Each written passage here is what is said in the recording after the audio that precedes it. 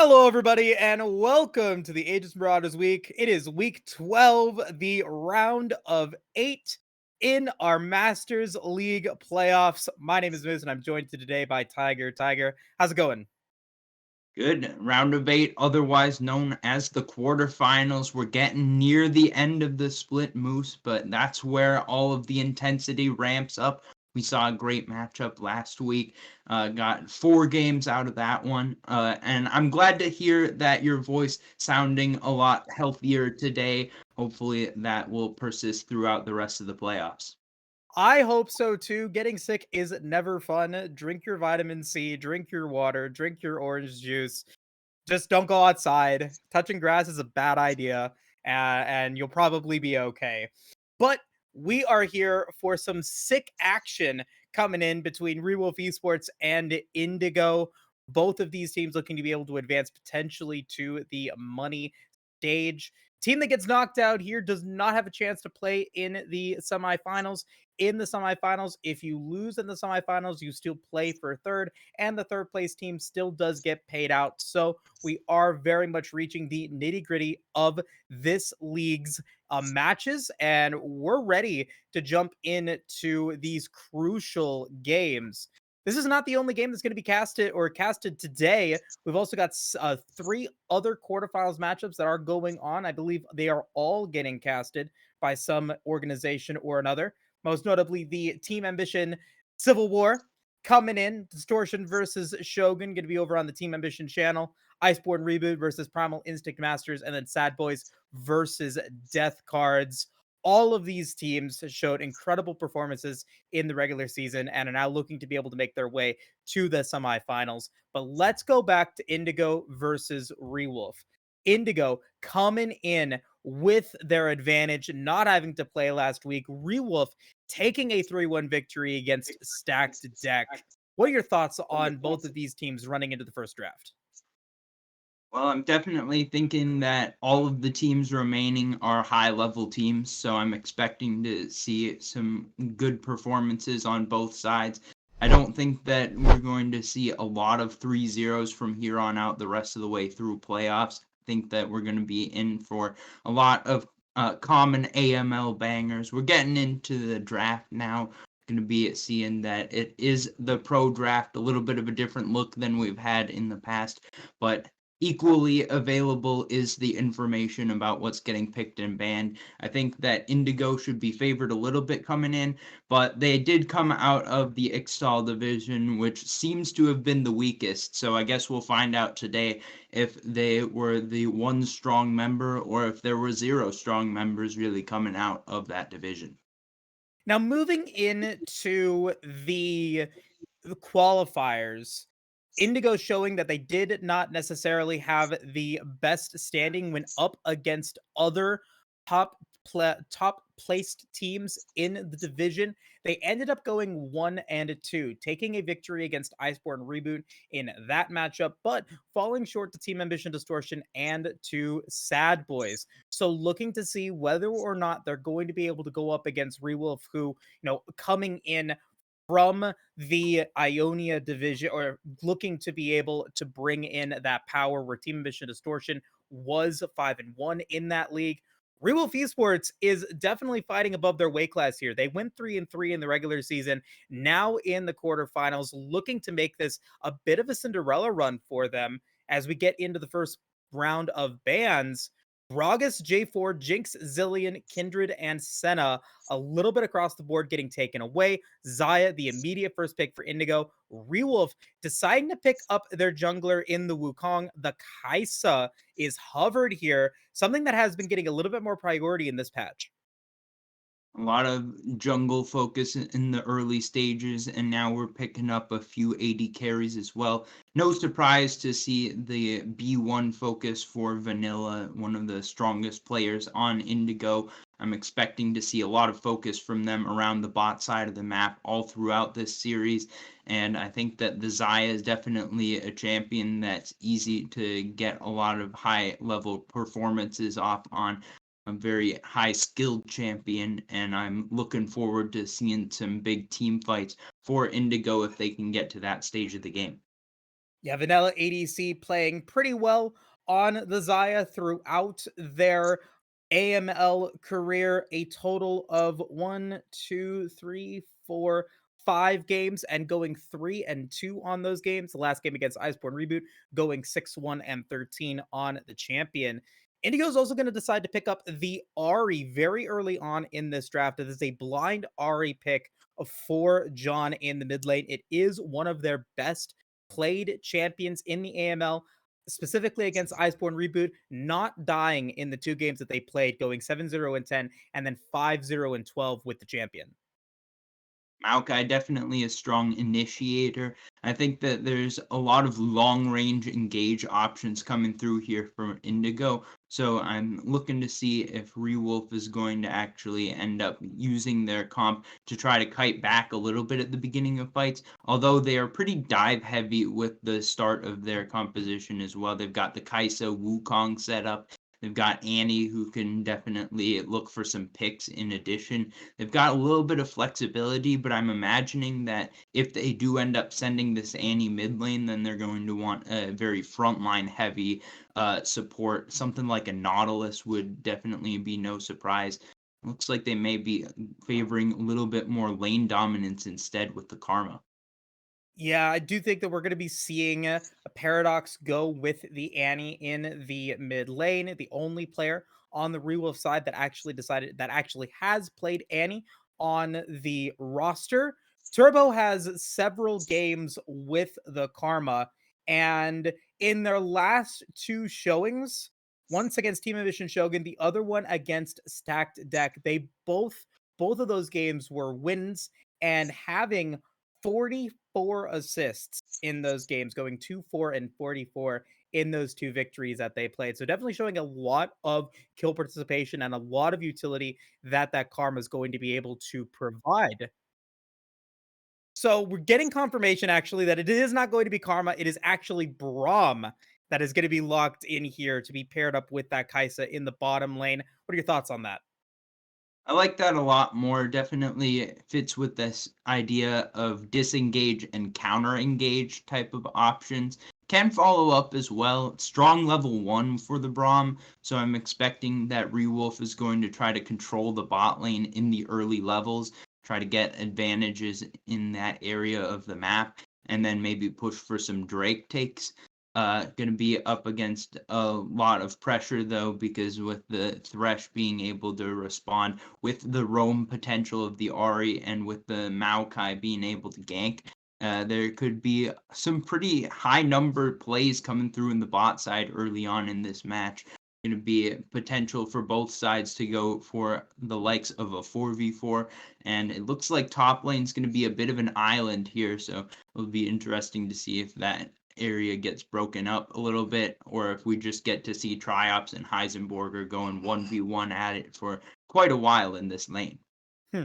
Yeah, I suspect that that's probably going to be the case here. Gwen versus Cassante, both of them have a lot of ways to make ganking difficult, and both Maokai and Wukong, do have their ability to be able to potentially create a play there, but you're looking to be able to facilitate those plays in the bottom lane or potentially in the mid lane. I would feel for both of these teams. In the mid lane, you go for the Ahri versus Annie matchup. Both of those champions have ways to start the gank and the play off right, either with the stun from the Annie or the charm from the Ahri, to make it difficult for either one of these teams to, or for their opponent to get out of that potential gank and secure that kill. I'm curious to see if we're going to be seeing either John or Paradox decide to go with the Unbound spellbook that we've been seeing throughout the later stages of the AML, getting the opportunity to pick up those unique summoner spells, have a little bit more uptime with those cooldowns, and could potentially be a difference maker in the laning phase because you have an extra summoner spell that you would normally have. Definitely a pretty solid option here, and I think the early game's going to be quite impactful for both teams. I think that there's a sort of win condition for each side. If they get ahead early, the snowball should be pretty strong. Indigo has a very oppressive team comp from ahead. If they can ever pick up a Baron, they can look for some dive plays. They can force engages out, and they're very difficult to kill from ahead as well because they've got a lot of heavy tanks, and their backline has a lot of escape tools as well. And for Rewolf, they're going to look to get ahead, and if they can do so, they're going to focus more towards the dive aspect of things. They want to be able to perpetuate their kills and push Indigo completely off of the map if they get ahead. I think that if it does end up going even more towards the late game, then that's going to be the position where Indigo are going to be looking for Vanilla to pop off. It's not like a super huge advantage, but I do see a potential world where Rewolf start to struggle because they've got a lot of magic damage skew. You got to watch out for the fact that Kaisa does kind of mix damage. I suppose that, like, if you're talking about a Gwen, she does a lot of true damage, so there's not like the biggest concern of all time, but that's something that's in the back of my head as a possibility where they could just have a difficult time finding some kills at the beginning of fights, and that allows Indigo to utilize all of their strengths in a 5v5. I'm really liking and I'm really looking forward to seeing what Vanilla ADC and Kiwi are going to be able to do here against the Kaisa Karma. They have performed well in this duo before. Vanilla ADC, going consistently with the Flash Ghost combo, going with Gale Force Navori Quick Blades to just try and be a menace in the mid game, and Kiwi just being able to facilitate that with the kit. Not going with something like a Shirelia's, for example, and instead going for a Locket in a lot of the games that I've seen them both play in the AML, at least according to the Dewan stats. So, really trying to create that advantage in terms of the shielding utility that Kiwi is going to be able to provide, getting those impactful death sentences and being able to find those dark passages. We really have to look at Kiwi to be the playmaker in the bottom lane. I know you've seen a tiger, I've seen a tiger. A death sentence can make or break the bottom lane can make or break a team fight, can make or break a game if you are able to land it. One of the most impactful abilities in the game because of just how much you're able to do after it lands. So, really excited to see what Indigo is going to be able to do with this and how Rewolf is going to be able to respond. I expect a lot of split lane pressure that Rewolf is going to be able to bring out. I suspect a lot of opportunities for them to pick up neutral objectives, especially in the early game with that Wukong. And I'm excited to see what they're going to be able to do. With that being said, though, we are about ready to get into the spectator leg, which means we've got to predict our dragons for this game. Jumping out of week one, we're currently 2-2 on the dragon predictions. I got a cloud drake and an ocean drake correct. You got a chem tech drake and an ocean drake correct on your end. Now we get to restart it with an even footing. I'll let you go first this time. I thought it was 3-1. I thought I had Ocean both times. I thought you let it go till the bottom of the draft. We'll have to check in on that. I'll have to check. I'll have to check. I thought it was right. 3-1 too, but go ahead. Yeah. All right, we'll take. I'll take the Mountain Drake. It's due up. It's oh boy. Okay. Well then, I'm gonna take Hextech. You're gonna take Hextech and what? I'm gonna take Cloud. All right, I'm gonna go with the rest of the OGs. I'll pick up Infernal and Ocean. Ocean, which means I get Chemtech. Very good. Chat, I know that these are the stats that you're looking for. That's the real, the real thing that you're waiting and watching every day to see who gets the right Dragon Soul prediction. So definitely keep that at the back of your mind and let us know what you guys think the Dragon Soul and Rift is going to be here for this game. We're going to take a quick break, and when we return, we're going to jump into this best of 5. Tournament life is on the line for both Indigo and Rewolf. Let's see who's going to be able to take game 1. We'll be right back.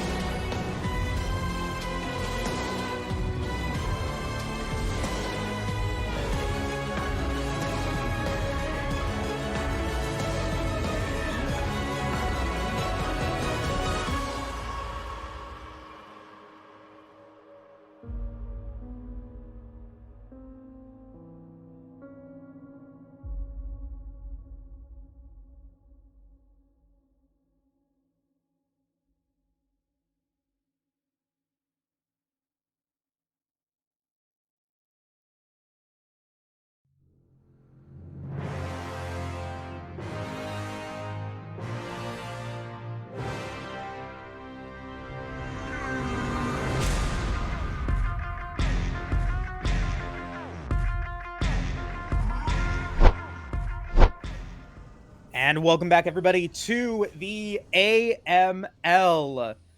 We've got ourselves a quarterfinal matchup between Indigo and Rewolf here, looking to be able to take an advantage in this best-of-5 series. Remember, the winner of this series goes into semifinals, faces off in the playoff match for the grand finals against either Sad Boys or Death Cards, looking to be able to get their win to make it into the semifinals. A lot riding on this matchup here, Tiger. Of course, always important to get wins in the playoffs, and particularly when you're trying to get into the semifinals, of course. But I think both of these teams would want to win this matchup no matter what stage it was at in the tournament. I'm looking forward to game number 1 here. See if these sides can show what their strengths are, what their weaknesses might be, and then adapt throughout the series about how to change and cover up their weaknesses and enhance their strengths. As we move into the next, this next phase of the AML, I think we get to really start to establish, what these teams are known for, what they're trying to pull out of the hat as we move into the, the semifinals and into the or out of the quarterfinals and into the semifinals.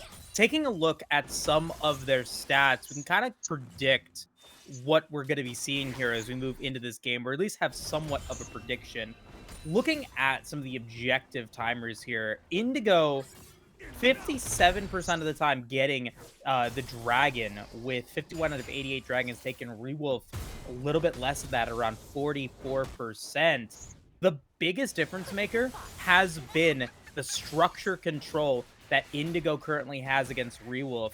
First tower taken, 54% for Rewolf. Indigo, 61% of their games getting their first tower. So really focusing on opening up the rift very early on in these contests.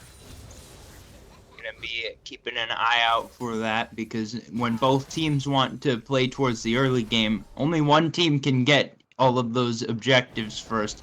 So with the possibility that we're going to see a lot of fighting around it, then that leads me to believe that the jungler's probably going to be getting involved with the lanes here pretty shortly. We see Illy pathing towards top lane, gonna try to help out this Cassante in the counter-picked matchup against the Gwen.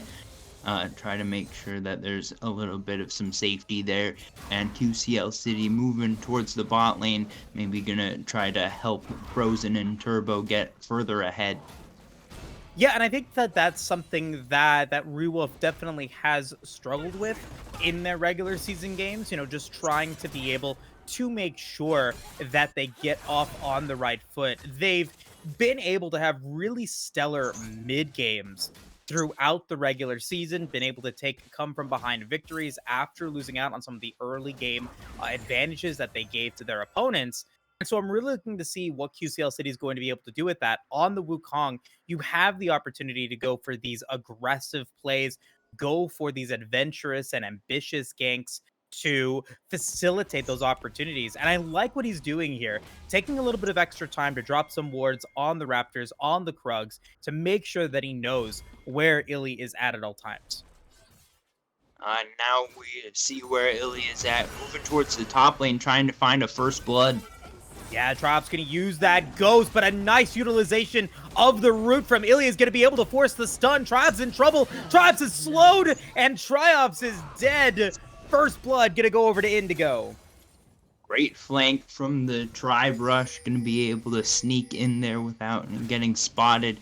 And that means that first blood going over to Illy on the Maokai can start looking to stack up. Looks like it's going to be at least starting out a little bit more AP focused on the build. Going to try to get to a potential demonic first item. Kind of something that we've seen a decent amount of in the past, but has fallen a little bit out of favor due to some nerfs to Maokai and to the demonic itself.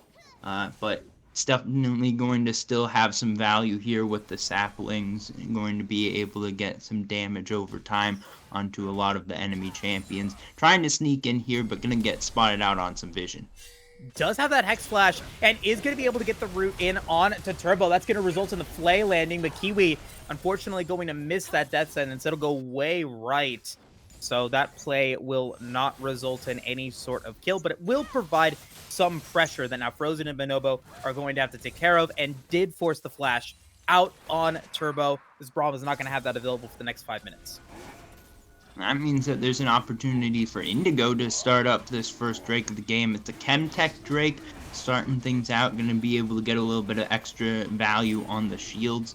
That would definitely be something they'd look towards. Illy dropping pretty low for this clear, but shouldn't be contested here at the moment. So that's going to mean first Drake going over to Indigo. Oh, actually going to be the Drake killing off Illy. Not going to stop them from taking it, but at the same time, not exactly what you're hoping for as the jungler here for Indigo. Yeah, not the play that I would have gone for, but hey, maybe he had a different read on it. Maybe he was like, I'm just gonna die. I'm gonna, have your back anyways, and so why not waste any more time? Let's just get it over with. And it'll be a full reset from the Indigo bottom lane as well. Noonquiver gonna get picked up, leaving the lane with a wave advantage as well. Gonna result in a slight CS lead. But very impressive to be able to make that happen, especially when you're going up against a melee heavy support like that Braum. That could make it difficult for you to be able to consistently get that CS, be a little bit of a pest like that. So shout out to Vanilla ADC for being able to hold on to that CS advantage. Pretty much dead even all across the map in terms of gold. Within 100 gold between the top 8 players in this game. Of course, the support's lagging behind a little bit, but they are even with each other as well. So quite a well-played early game, going to be putting us in a position, and we're now trying to find a play mid as Rewolf. Not going to be able to land the stun, though, so that's going to just be the disengage for the time being. Charm's going to come through from this Ahri, going to be able to land it in onto Paradox, with Calicity in the area, going to be forced to back away. Spirit Rush is now down, but that is, at the end of the day, ult for ult, and also an ignite from Paradox, so a slight advantage for the Indigo mid laner. You brought up earlier that you were wondering if we'd see the unsealed spell books. That doesn't end up being the case. A lot more aggressive with the electrocute for both of these mid laners, trying to set up potential one-shots in the mid lane. That time, QCL City not able to find any of the damage to follow up on Paradox because the initial stun doesn't come through. And that means John is alright to get out. I wonder if we'll see some more ganks following up. Still hard to punish with Flash still up for John, but maybe Illy wants to go towards that area of the map as well. Yeah, it does look like they're going to be posturing towards a Rift Herald take here with Kiwi in the area. Calicity's going to be forced out of this one, but is going to get hit by the death sentence, and Calicity will still be able to pick up the Rift Herald at the last possible second. Kiwi will pick up the kill to put extra 300 gold into Indigo's coffers, but Rewolf is the one that picks up the neutral objective. Honestly not there to claim it, even though it was at the cost of his life. QCL City making sure that there's value being traded both sides. Gonna have to utilize that Rift Herald effectively, and I think that there should be plenty of opportunity. The whole duration is going to be during the time plates are up, and I think that with the Ocean Drake coming up in a minute 50, there's plenty of opportunity to use the Rift Herald to set up for that as well. So I think that's a valuable play for Rewolf, certainly. But Indigo probably also happy with the fact that they were just able to pick up the kill. Yeah, and and the gold goes over to Kiwi. There is always that discussion, oh, you'd rather have that gold go over to a carry, go over to somebody like John or Vanilla ADC. In that situation, Vanilla ADC was in the bottom lane. There wasn't really a way for them to pick up that kill. John, not at the moment in the area, so you are going to be getting just a little bit more of that, just giving that gold over to Kiwi there that result in being able to pick up level 2 boots. Goes with the Mercury Treads instead of going for a more offensive item like the Boots of Lucidity. We'll see if that has a difference maker here, as Heisenberger is going to try to get away from the Needlework. Triops is going to try to come in for this one, but not able to finish the job. Good mobility and a great ghost utilization from Heisenberger to get away from that gank. Yeah, but it's just about everything had to be expended there. Well timed by QCL City to make the play on the top side right at this point in the game. Going to be able to force Heisenberger away. Going to be a few plates given over here, at least 2, probably 3 to Triops. And that means that the gold is going to start looking pretty good on the top side of the map for Rewolf. Going to be 97 to 69 on the CS as well. Oh, what a response, though, from Indigo. Great Dark Passage from Kiwi. And John's going to be able to pick up Frozen Cleanse used as well in a play that wasn't able to get them out. John's going to get hit by the Glacial Fissure. Tibbers right in their face, and that Fox is on fire. That's going to be a 1-for-1 so far, as the Dark Passage could potentially be used again, but Culicity is in the area. Cyclone available and ready for use. Does he decide to pull the trigger? They do not. So if an overplay by Indigo is going to result in a 1-for-1. Yeah, still not the worst of results. Going diving under the tier 1 tower, able to pick up a kill, but trading one back feels good for Paradox. Oh, and the root's going to land. Paradox is going to go down. Illy's going to be able to pick up that kill as Heel's going to come in, but Calicity with the Cyclone. Double Cyclone to pick up Vanilla ADC. And a play that was going to take down just one ends up being disaster. Rewolf gets a double kill on Culicity and overall a 4-for-2 trade.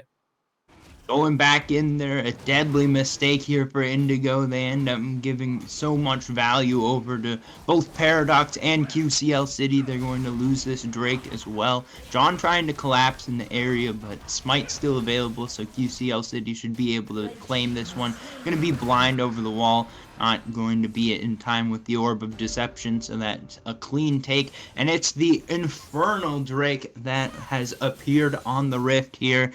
Going to mean that a lot of extra poke damage can come out at the beginning of plays. That would be particularly useful for Indigo if they were able to claim it. But right now they've fallen a little bit behind in the mid-game. Rewolf making a few good plays in a row here towards the top side, towards the bottom side, towards the Drake, and now trying to get a first tower here in the top lane as well.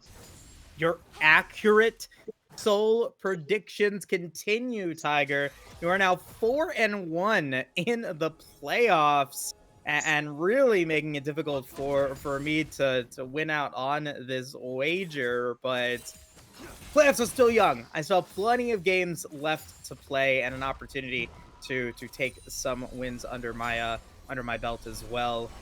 And a good early game win for Rewolf Esports, though. You know, that's going to result in them getting a little bit of an advantage here. 1.3k gold lead. Rift Herald is spawning soon.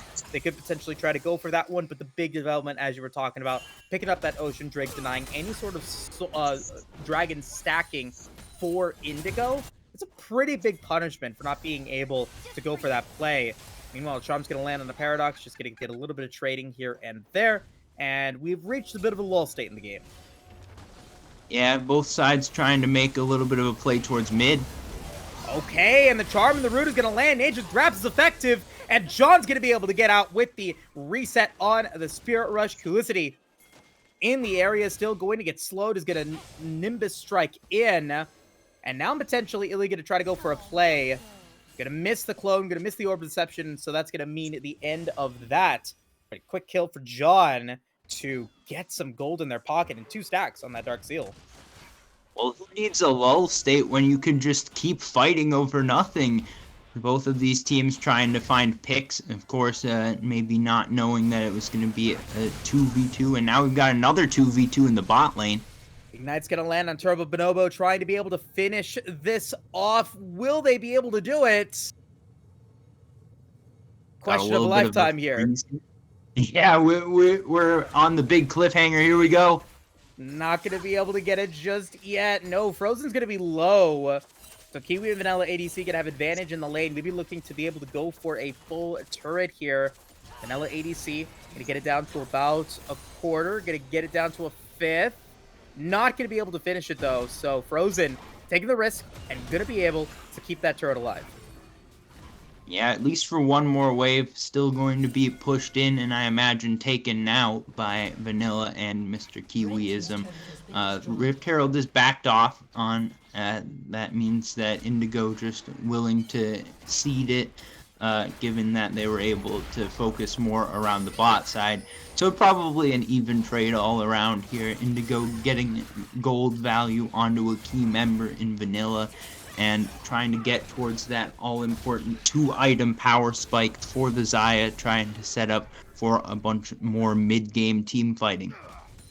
Yeah, you're really looking to be able to get those Navori quick blades and the cooldown reduction that it provides on kills. It's like a pseudo reset that you're able to pick up with it. So let's look to see what they're going to be able to do. As you get a bit of a play here, Heisenberger going to be doing a lot of damage to Triops, but the needlework is also effective. Both Heisenberger and Triops are going to be dangerously low. With Illy in the area, Heisenberger may be looking to go for a bait here against Triops. Gonna drop the Nature's Grasp as well, going to flash in, gonna get the root! And Illy's gonna be able to pick up a nice play against Triops. That's a nice one for Indigo. Brilliant flash twisted advance into the Nature's Grasp, coming through with the continuation of the CC chain. Perfectly done by Illy. That means another kill going over to Indigo. Gonna be already demonic complete there. Starting to set up now as well with the tier 2 boots. Interesting to see the plated steel caps. I imagined that we might see 4 times Merc Treads. We do see the Merc Treads on John going into the 1v1 matchup, but maybe Illy trying to look towards the 1v1 matchup against QCL City here, trying to make sure that the jungle 1v1s are going more favorably. You know, I really do like this decision-making coming in from John, really recognizing that, you know, what they're up against, going in for the Vernon armband as well to build into that Banshee's Veil, gonna get a little bit of extra protection against the CC that Paradox, Felicity, and Turbo are going to be able to provide. Not going to be anything for this dragon fight, though, as Rewolf Esports was able to be on the chase first. Vanilla ADC picking up that red buff is going to be a little bit late to the party, but Rewolf is not yet pulling the trigger on Triops. Still going to be in the top lane, looking to be able to get that tower down before a teleport comes in. Heisenberger coming in with just walking down the lane.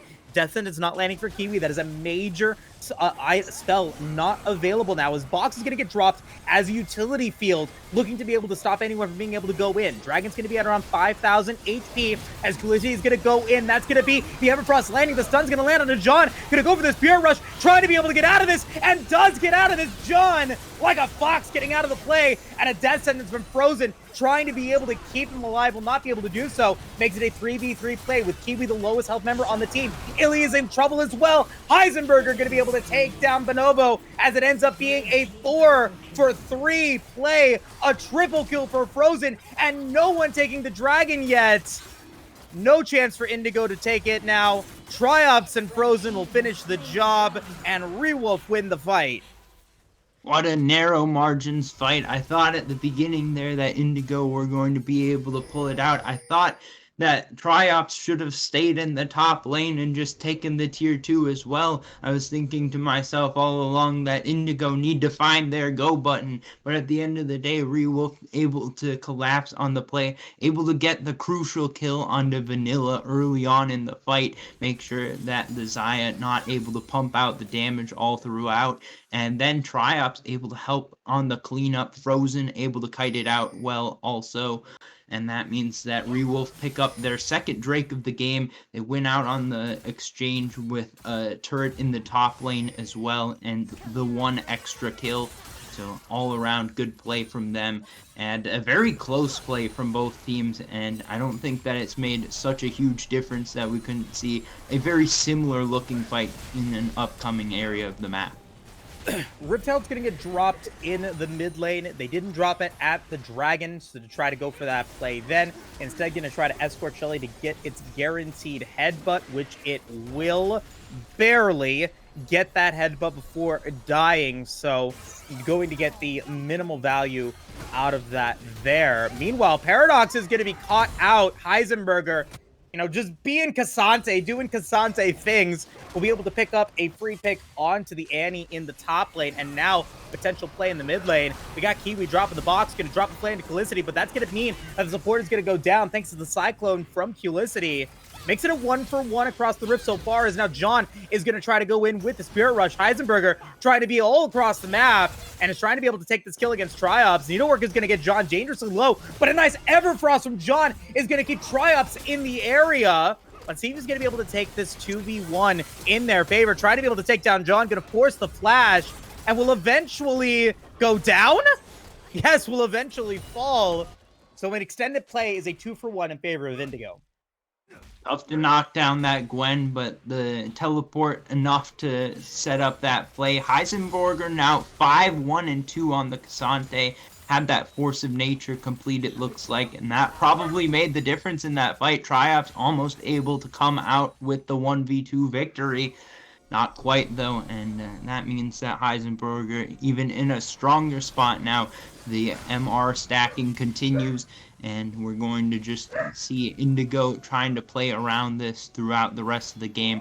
The gold still remaining just about dead even, and now we've got to watch out in future plays towards a potential Baron take for the winner of any fight, even if it's just a 1-for-0 pick.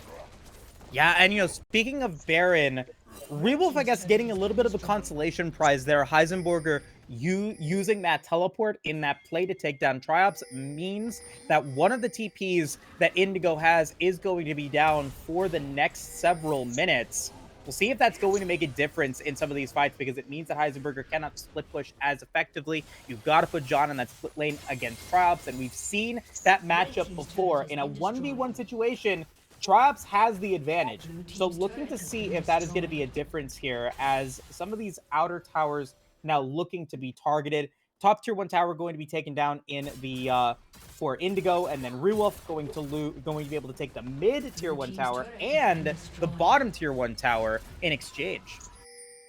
Battle lines have started to become clearer for this game. I think Rewolf starting to have an apparent win condition in Triops split pushing, even though we see the 5-1-2 Cassante, we see the 1-4-2 KDA on the Gwen. Triops continues to be a thorn in the side of Indigo every time that a side lane's pushed out. If we could check the individual gold, I wouldn't be surprised to see it very close. Triops even ahead despite the massive kill difference, and despite the gold bounty actually being on Heisenberger here. Gonna be a very strong Gwen situation to be in, and just exactly what I would expect from this champion. Rewolf playing well around it. They've set up the exact same play that we saw at the last Drake. Teleport available again for Triops. I want to see Triops just continue to push the top lane this time, because the team fight isn't the strong suit for Rewolf. It is the split push. But here comes the TP on the flank. Trying to be able to get it. Nature's Grasp is now gone, and now Triops is in the flank against John. John trying to be able to avoid the Cyclone, and does avoid it, but Vanilla ADC was the target all along. That's going to be 2 kills for Rewolf, as Cassante now comes in. The Culicity's going to fall. Heisenberger gets a double kill. Frozen's going to take down Illy, and it ends up being a 4-for-2 play in favor of Rewolf once again. And Triops coming in on the flank, immediately dodges out 2 CC spells coming out from John. John able to even get within the range of the W, not in the area where Gwen is immune, but you don't have to be immune when you've got fancy feet like Triops. Gonna be able to set up the winning team fight, going 4-for-2 there, picking up the 3rd Drake of the game. One more will make Soul and Rewolf now in a bit of control, up 2,000 gold. Yeah, and, you know, I gotta go back to some of these awkward teleports there. Heisenberger not able to stay in the same lane as Triops was, allowed for them to be able to push the lane forward and then give Triops the opportunity to teleport in when it was necessary. Remember, Illy dropped that Nature's Grasp immediately. and try to be able to get it in the 5v4 situation, but that ends up costing them dearly. They're also going to be seen taking this Baron. Culicity and Turbo are in the area with Triops now on the way. Baron at around 6,000 HP. Are they just gonna 50-50 this one? Heisenberger on the flank, looking for Paradox. Paradox is gonna go down, and that's gonna be Heisenberger gonna be able to magnetize multiple members of Rewolf, but is now gonna die themselves. That's gonna be Trippers going down. Triops trying to be able to come in. Turbo will go down to Kiwi. That makes it a 4v3, but the needlework is big. Culicity takes down Kiwi. Frozen takes down John. Vanilla ADC has no hope of surviving. Where was that Featherstorm earlier? Double kill for Frozen and an ace for Rewolf.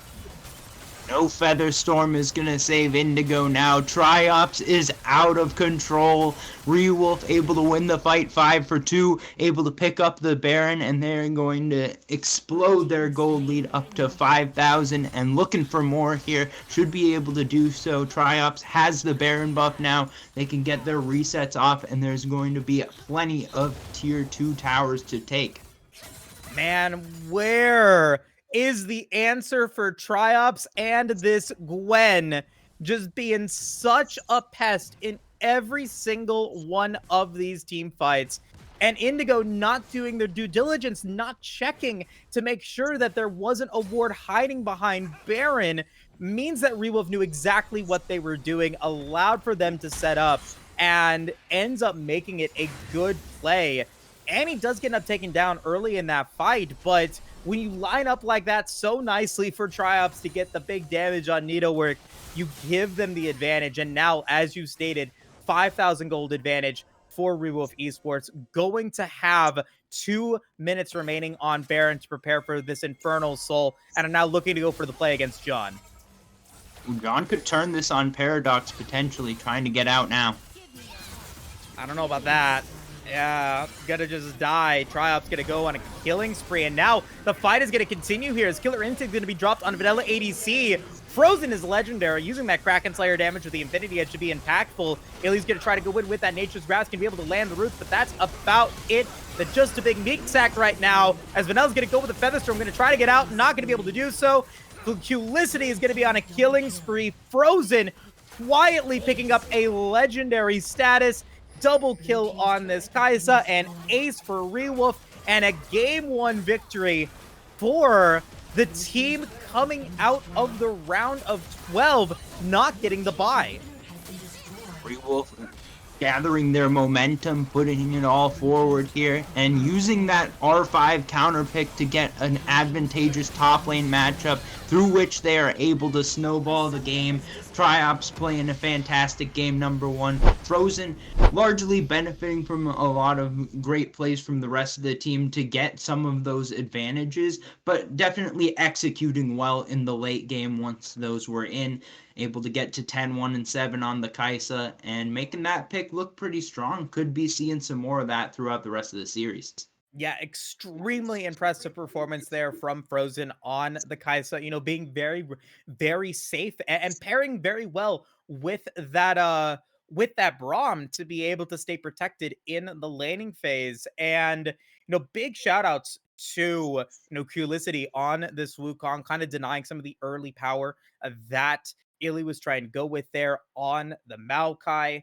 And the big development of the big thing here is that Rewolf did it in record time. Their average time in games was about 33 minutes. This game was completed in 27, so they really picked up the pace compared to what they were normally doing in the regular season, and that's a refreshing change for this squad.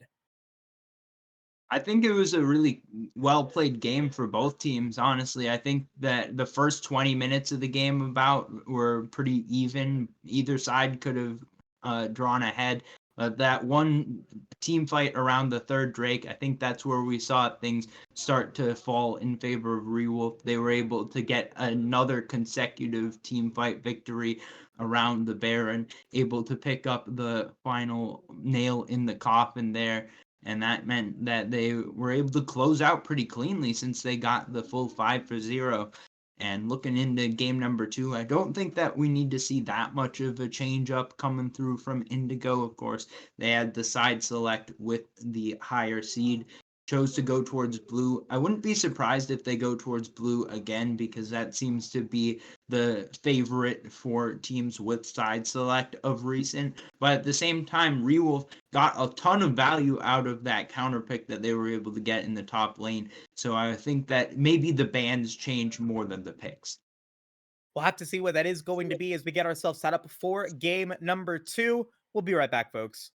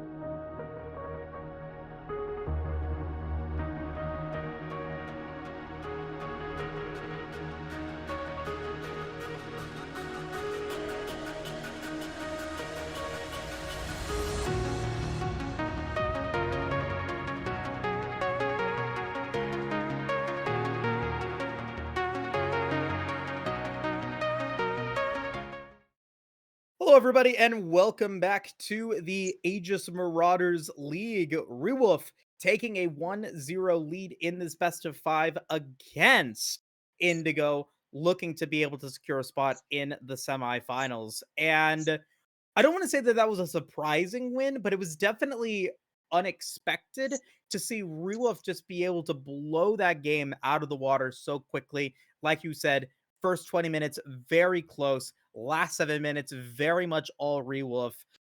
Looking at this draft and going into this draft, what do you expect Indigo to change up here? Well, first of all, we're seeing a side swap. So with the red side, I think they're going to be able to hold the counter pick for top lane. That'll help avoid another situation with Triops getting the 1v9 carry. Potentially, I mean, you never know what's going to come through. Maybe you pick up like a blind Udyr top or something and it just pops off. But not going to be quite as easy to do in this situation as if you're able to know that Gwen is into Cassante. So I think that for Indigo, that's going to be one of the major differences. I think that they're still going to look to play a similar style, try to play around the team fights, but they just need to get into a situation where they can force a little bit more effectively around the team fights and then execute on them once they get into the 5v5 situation. So Indigo is going to go with the Xayah ban and is going to allow for Frozen to pick up the Jinx. Now, they banned it out in game one, not wanting to play it. It is Frozen's most played ADC in the AML as well, and looks like they've only lost once on the champion when it is available to them. So, very, very strong showings for a Jinx paired up with this Nautilus as well. Lucian Milio is gonna be the response, and I haven't yet seen Lucian be played with Emilio in the games that I've casted. It's been a couple of other different champions, but Lucian does work really well. I'm thinking about it. It actually is probably going to be a really strong synergistic matchup, this Lucian Milio. And I think that taking the Melio is also partially to make sure that it's not a Jinx Melio coming through for Rewolf. So I think a lot of value here. I've seen a lot of Lucian in my time, and a lot of it hasn't been the prettiest. So gonna be up to vanilla ADC to prove that the execution is there. But a good Lucian does look really good, so I definitely don't resent it being picked. And I think that Indigo want to be able to win this bot lane matchup. They put some resources towards it in the last game. You know, they went for a few ganks bot early on, but they weren't able to follow up on it because as the game got later and later, the top side of the map became the main issue that they had to deal with. So they weren't able to respond as effectively. But now that they've got the Lucian Melio, I'd expect that they have a more heavily winning bot lane and they should be expecting to get advantages there and stack up the Drakes. I really like the Silas pickup here from Indigo. You've got really good ultimates already with the Zillion and the Nautilus. That's only going to improve with the jungle and top lane pick. Regardless what it is, it's going to be able to provide some utility in some effective way. So, picking that up here, but deciding to ban out the Hecarim first, just wanting to make sure that Rewolf does not have that initiation tool. Onslaught of Shadows is extremely strong, and Triops is not going to have the Gwen available. That's going to get banned out as the last denied pick from Indigo. Let's get some confirmation as to what the last pick or what that ban is on the blue. Not exactly sure, as the Maokai is going to get hovered. So some jungle and some top lane bans going to be the choice here for both of these teams. Well, that makes sense. It's going to be the set ban, it sounds like. And it, of course, makes sense when all that's left to be picked is the jungle and top lane position for both teams. I think the Silas is a pre counter pick to any sort of Malphite that could come through for Rewolf. They look like maybe going to be a Talon jungle pickup coming through for Indigo. We'll wait until we see it locked in, but there it is, going for a highly execution based team comp. A lot of skill shots to land between Lucian, Silas, Talon, and they're going to be looking to make some burst plays at the beginning of fights before Paradox can put down the Chrono Shift. And, speaking of Paradox, the Zillion has been banned out in almost every single one of Rewolf's games.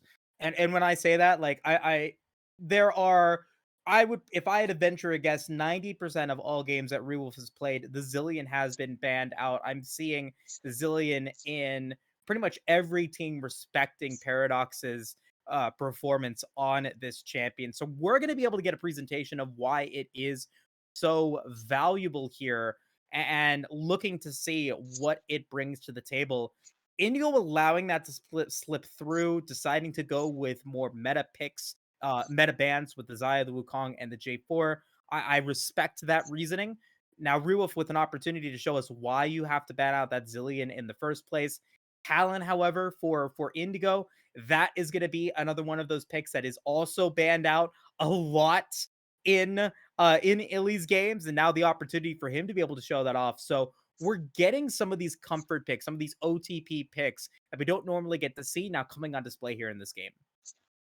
Yeah, we've got both sides actually playing a high level of execution, very squishy team comps on the whole. I mean, the only sort of tank that I see here is Nautilus amongst both teams.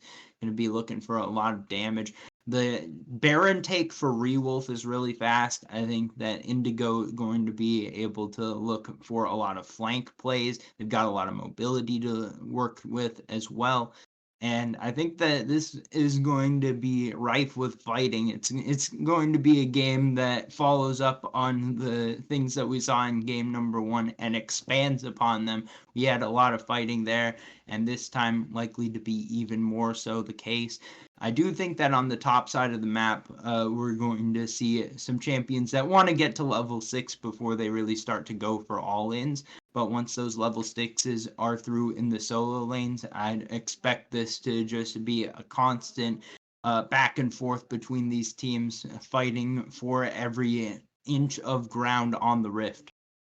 And we'll have to see how that is going to play out as we get ourselves into the spectator delay.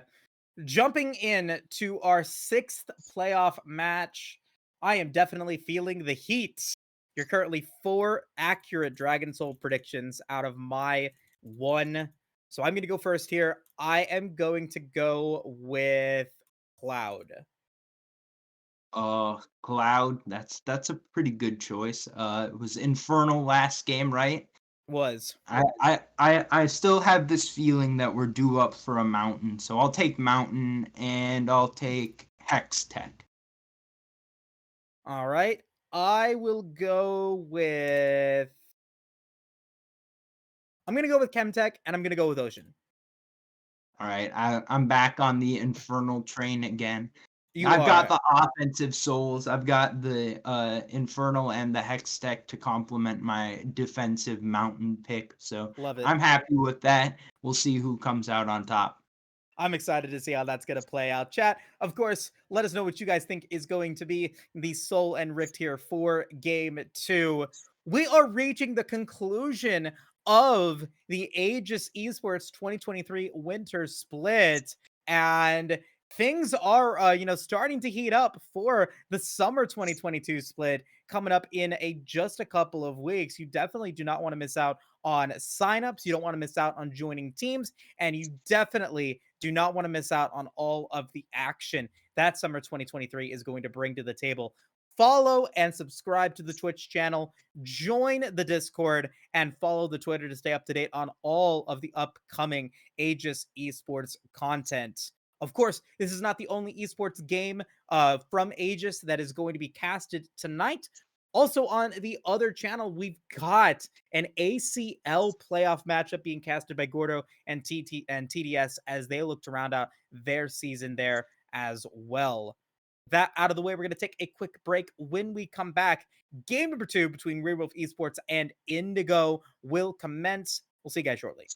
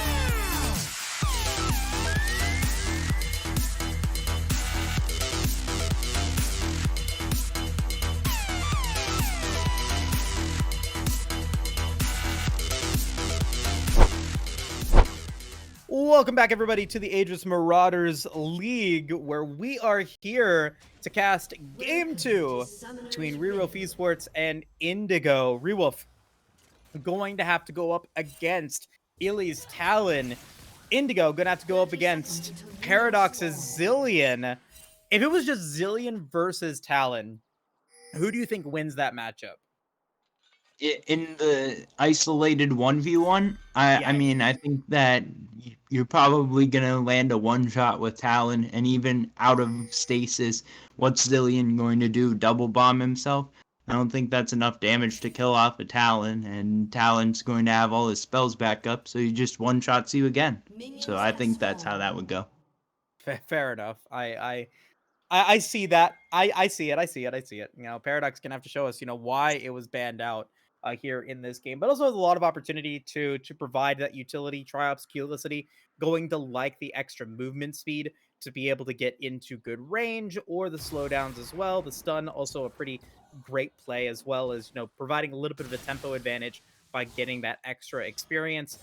If Illy is able to get ahead on this Talon and pick up some of those early kills, be that executioner that we know and love to hate him to be, it could be a really solid game for Indigo. And I think that that's what's scaring me the most for this comp is, can Illy provide the opportunity to pop off here?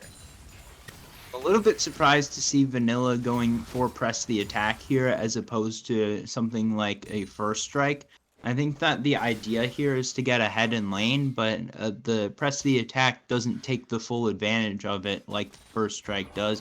Does get a little bit more damage if you can extend the trade longer, but I don't think that that's a realistic situation here unless Turbo goes in way too deep. So I think that Turbo Frozen gonna want to play this out pretty defensively, and if they can do that, then they should be able to outscale pretty early on. Level 3 is for both Culicity and Illy, as Culicity is now going to be in the area, going to be forced to flash away, as Illy is going to have the opportunity to get out. Can they do it? No, they cannot. First blood for Illy and this Talon to start things off for Indigo. Great prediction there by Illy to wait for the juke, trying to turn this one back around with QCL City, but that ended up just playing right back into the hand of Illy. Didn't go over the wall there and was able to get the kill. Will be forced back now by Paradox. Paradox trying to prove me wrong with the counter engagement. Not going to be able to pull the full kill, but will be able to push Illy back a little bit. Avoid allowing any of the jungle camps to be stolen. Paradox is going to be a little bit in trouble. Is going to be able to get the stun onto John, so has the teleport to be able to back away. Still has the lane control as well, but will lose out on a little bit of that CS to keep Culicity's jungle intact. Also going to be able to pick up that Scuttle Crab, as Illy is going to be able to come back with a double longsword back. Very quick to be able to move around the map, maneuvering pretty effectively here in the early game is definitely good. The opportunity to pick up some early kills as well. But he's got to clear out his top side, or his bottom side of the rifts. Blue buff Gromp, Wolves still available, as Culicity on the top side, unable to go for a gank against Heisenberger. Other than that kill coming through early on, it's been pretty back and forth, everyone just farming up their resources. Paradox falling a little bit behind here, John doing a good job with those trades and was able to get the wave in a position where on Paradox's recall it was pushing in towards him, so that ends up being a slight advantage. But other than that, it's just been the kill making the major difference here. I think that Indigo definitely want to expand upon early advantages here. They want to use the trades that they're getting to set up some ganks and get Illy on the board even further. Getting that first kill does mean a lot, because getting a lot closer to that serrated Dirk and trying to turn that into a carry potential here out of the jungle. A lot of damage on the Kiwi, though. The Millia is going to be forced to flash, heal, and ignite. Going to get dropped by Vanilla ADC, as Culicity is going to see that he is seen by that control, or that vision ward inside the brush. Boundrake has now spawned.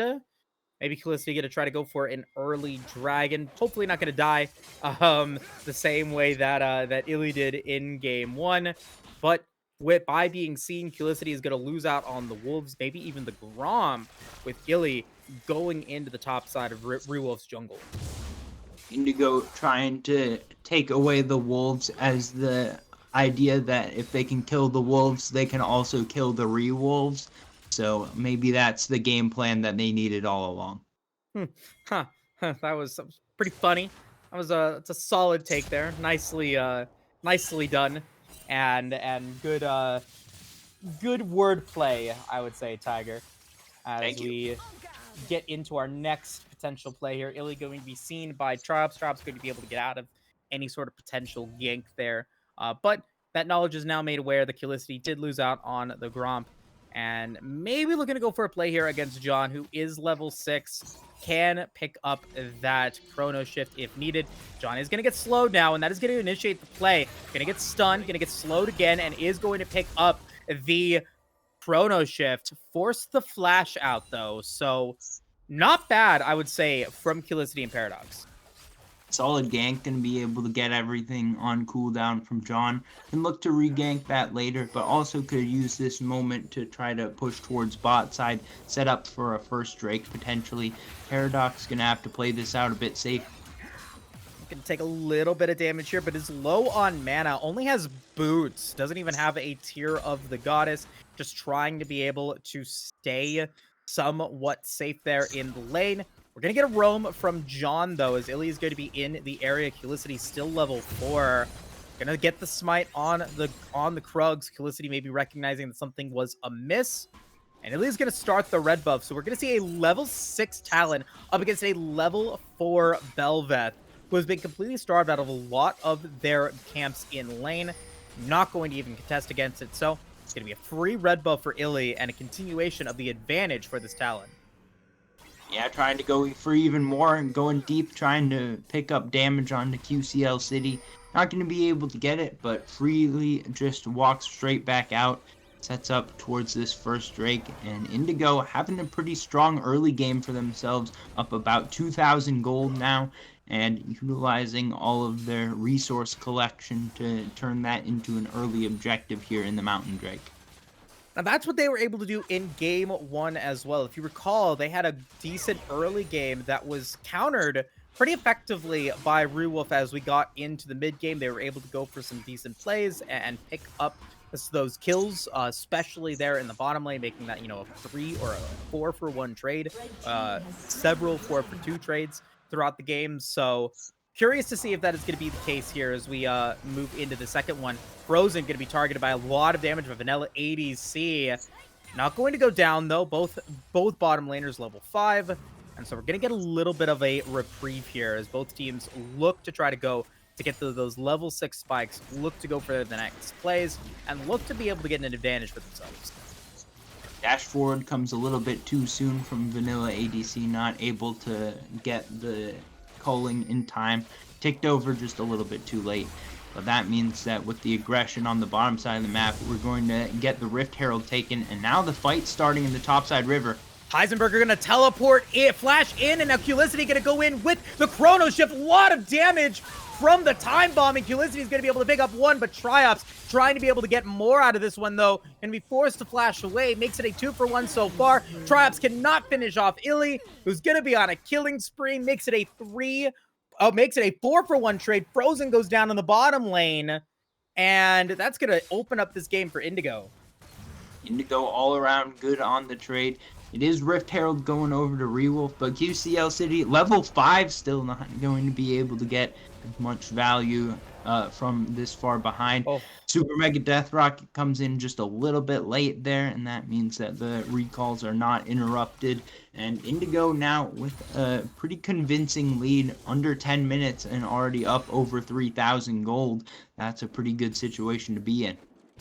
Yep, and they're feeding Illy, they're giving them the advantage. They're continuing to be a threat here in the jungle. John, level 9 comparatively to level 7 for Paradox. Big level advantages for the team that doesn't have the Zillion. So definitely a big difference maker here, and a big gold difference as well. Both John and Illy with 1,000 gold advantage against their lane opponent. Kiwi's going to drop a ward inside the blue buff, going to recognize that Felicity is there. Turbo and Frozen looking to potentially get John and Kiwi in a bad situation, but they're going to be seen by the ward. They're going to be forced back out of that play. Not a bad attempt there, but good awareness by Indigo of what could have been going on. Able to make sure that they stay safe and not give over anything to Rewolf that they could have been able to find with that little bit of an invade cheese brush. We can see here that the big gold leads are going to be in the jungle and mid lane roles. Illy and John doing well in the early stages, picking up those kills and getting a farm lead as well. And that's turned into already having a first item Youmuu's complete for Illy. Gonna get extra movement speed off of that, of course, and should be feeling pretty strong right now. Looking for the mid-game assassinations, of course, and this should be the strongest point of the game for the Talon, so gotta be able to utilize the advantage while you're ahead and get as much as possible to continue keeping the lead as long as possible. Now, Felicity is going to get the smite, but is now going to be in trouble. That's Illy getting the ignite and is going to be on a rampage, assassinating this Bel'Veth in the jungle once again. And now Triops is going to be targeted by 3 members of the Indigo squad. This Talon is definitely putting in work here. We're continuing to see that happen, and it will continue to be Illy's show and Illy's Rift. Unstoppable 5-0-1. Another nice dive executed. The tandem coming through, John on the roam. Nice turret aggro juggling comes through, and there's no way out for Triops. QCL City gets picked off first, and then it's Triops. 2 more kills going over to the jungler of Indigo, and they'll be looking to take some towers on the back end of that play, up 4.5 thousand gold. Yeah, and even the Rift Herald hasn't been dropped yet here. Frozen and drop the heal and is going to be able to drop the Snoppers onto Vanilla ADC. The cleanse not landing. Felicity is low, and Felicity survives. I can't believe it. Double kill for Felicity on this Bel'Veth, showing us why they can still be powerful. Dropping that Rift out at the last moment, and is going to be able to potentially get a nice headbutt here. Good look for the 1v3, and not a lot of health bars on the big damage carries. John gonna at least be able to stop the Rift Herald for the moment. Gonna look for the charge here. Should be able to get it in. That is going to be 1 plate going over to Rewolf, but not going to get as much value as they'd probably hoped. That said, getting those 2 kills in the bot lane, particularly getting them onto QCL City, going to be quite valuable for them. Because I think getting a reset throughout the course of a team fight going to make the Bel'Veth a big carry option here, and going to try to be able to survive in the 1v1 matchup for Illy. Going to be making a big difference in future skirmishes in the jungle area. Going to be an Ocean Drake here for this game, which means I get it correct. I'm on the board today. Makes it a 1 for 1 for the day. Felicity's going to be able to get out of that, having used Flash as Illy continues to be a menace. Going to be able to pick up the red buff here. With 4 members of Indigo now in the bottom lane, Frozen and Turbo are in trouble. Depth charge is not yet ready, but Frozen still has that Super Mega Death Rocket. Going to drop a little bit of damage on Vanilla ADC, and Kiwi just continuing to pepper them. As Illy's get a back. I don't know if they know that there are going to back here, as Rewolf now has bounties available. Paradox going to be going against Heisenberger, as the stun's going to be able to land. Can Paradox get out? He does go for the Chrono Shift. They do end up getting it. Rewolf will at least be able to pick up a kill there in the top lane. A great response on the opposite side of the map. They see the 4-man dive attempt in the bot lane, and that was reacted to pretty well by the bot duo. But now Illy gonna try to chase down a counter kill. Not going to be able to get it, but does force the flash out of Triops. Rewolf fighting back in this game, trying to keep it close. Yeah, and this is kind of where they have been able to shine in their regular season matchups. That is where they have found their most success in games. They have been behind more often than not at the 15-minute mark, but they've been able to come back before or after that. Kiwi going to be the target of a lot of damage from Frozen, and Frozen going to be able to take down Kiwi as Vanilla ADC is going to completely whiff the calling. That's a big Super Mega Death Rocket. Turbo Vanilla going to be 2 kills for Rewolf. All of a sudden, Rewolf feeling in a much better position than they were before. Still down 2 Drakes, and Illy looking for the dive. Ooh, okay, there we go. Gonna be able to pick up that kill against Paradox. Finds him in the bed position, and we'll be able to pick up a kill there. Also picks up the first tower in the top lane as well, Tiger, to increase their gold lead to about 4,000. Yeah, we've gotten swings back and forth. Rewolf picking up a few kills recently to help neutralize some of the advantages, but Indigo doing a good job of countering cross map by taking some objectives. Really continuing to be able to dive, and when it's not safe to be under your tier 1 tower, it starts to feel a little bit difficult to play the game at all. Triops now trying to use the fact that one of those kills was delivered back over in that top lane matchup with a little help from Paradox to be able to go toe-to-toe in the 1v1. That will eventually be Fiora favored, but the range advantage has been a big factor in the early stages of the game. Heisenberger actually going for a Leandries here, so an interesting choice, trying to get a little bit of extra damage up against the max HP, but I'm not sure who that's targeted towards, and you are losing some value by going for a mana item when you're not a mana champion. So that's definitely something that I need to see some proof about why that's being picked up here as the game continues. Fair enough. As we move into the next stage of the game, 16 minutes. Second Rift Herald getting taken by Illy. Little bit of top lane control for Heisenberger, as well as they were able to pick up that first tower.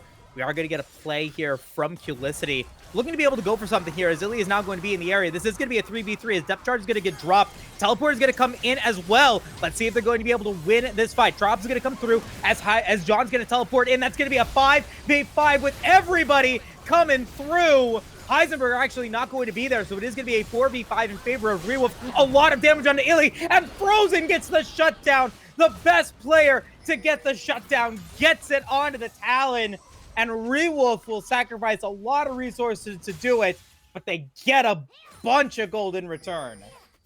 And all Indigo needed to do there was back off. Now they're looking for the re-engage, though. Turbo in trouble. Turbo is dead. Vanilla will be able to pick up that kill. And the play is not over yet. Frozen is going to be the next target. John wants it, has the depth charge ready, and is going to be able to get the stun onto him. Frozen will go down, and Indigo cleans it up. Well, I thought that all Indigo needed to do was back away, and they would naturally gain the advantage by the split push from Heisenberger. But this time around, they're able to pull off the re-engage. Rewolf caught with a few stragglers standing away from the pack. That means that John, able to pull off the double kill, ends up making the play worthwhile after all for Indigo. They're able to get a lot more advantages, though the shutdown did go over, so probably feeling good for both sides. Grand challenge going to come in from Triops, trying to go for the parry, trying to go for the damage, and is going to be able to force Illy off of the play. Heisenberger going to teleport in, unable to finish the job onto the Fiora. Rift Herald is going to get dropped, so looking to be able to get that inner tower down, with Dragon now spawning in the bottom lane. Tower will die. Triops does not have teleport to be able to respond, so it looks like Red Team might be able to get the soul point here. Yeah, we see Heisenberger staying in that top lane, so for right now it's a 4v4 around this Drake if it ends up being started up. A lot of the key abilities available for both sides. No Twilight Assault for Illy, but other than that, I think that we could get the makings of almost a full team fight. We'll see if the top lane 1v1 ends up seeing any more value, as it looks like Heisenberger able to push in all the way through the tier 3, trying to pick up the inhib as well. That means Rewolf have got to get going here soon, or else their base is under duress. Yeah, now Ilya is going to come in, gets the Twilight Assault, and that's Culicity taking a little bit of damage there. Going to be able to get a nice amount of damage then onto Ilya, but the Chrono Shift is great. Culicity is low, going to be forced to flash away. Shutdown going to go over to Frozen, as Frozen trying to be able to get the resets. Vanilla ADC able to back away. Kiwi is low. The inhibitor is going to be taken by Heisenberger, as Vanilla ADC gets a double kill.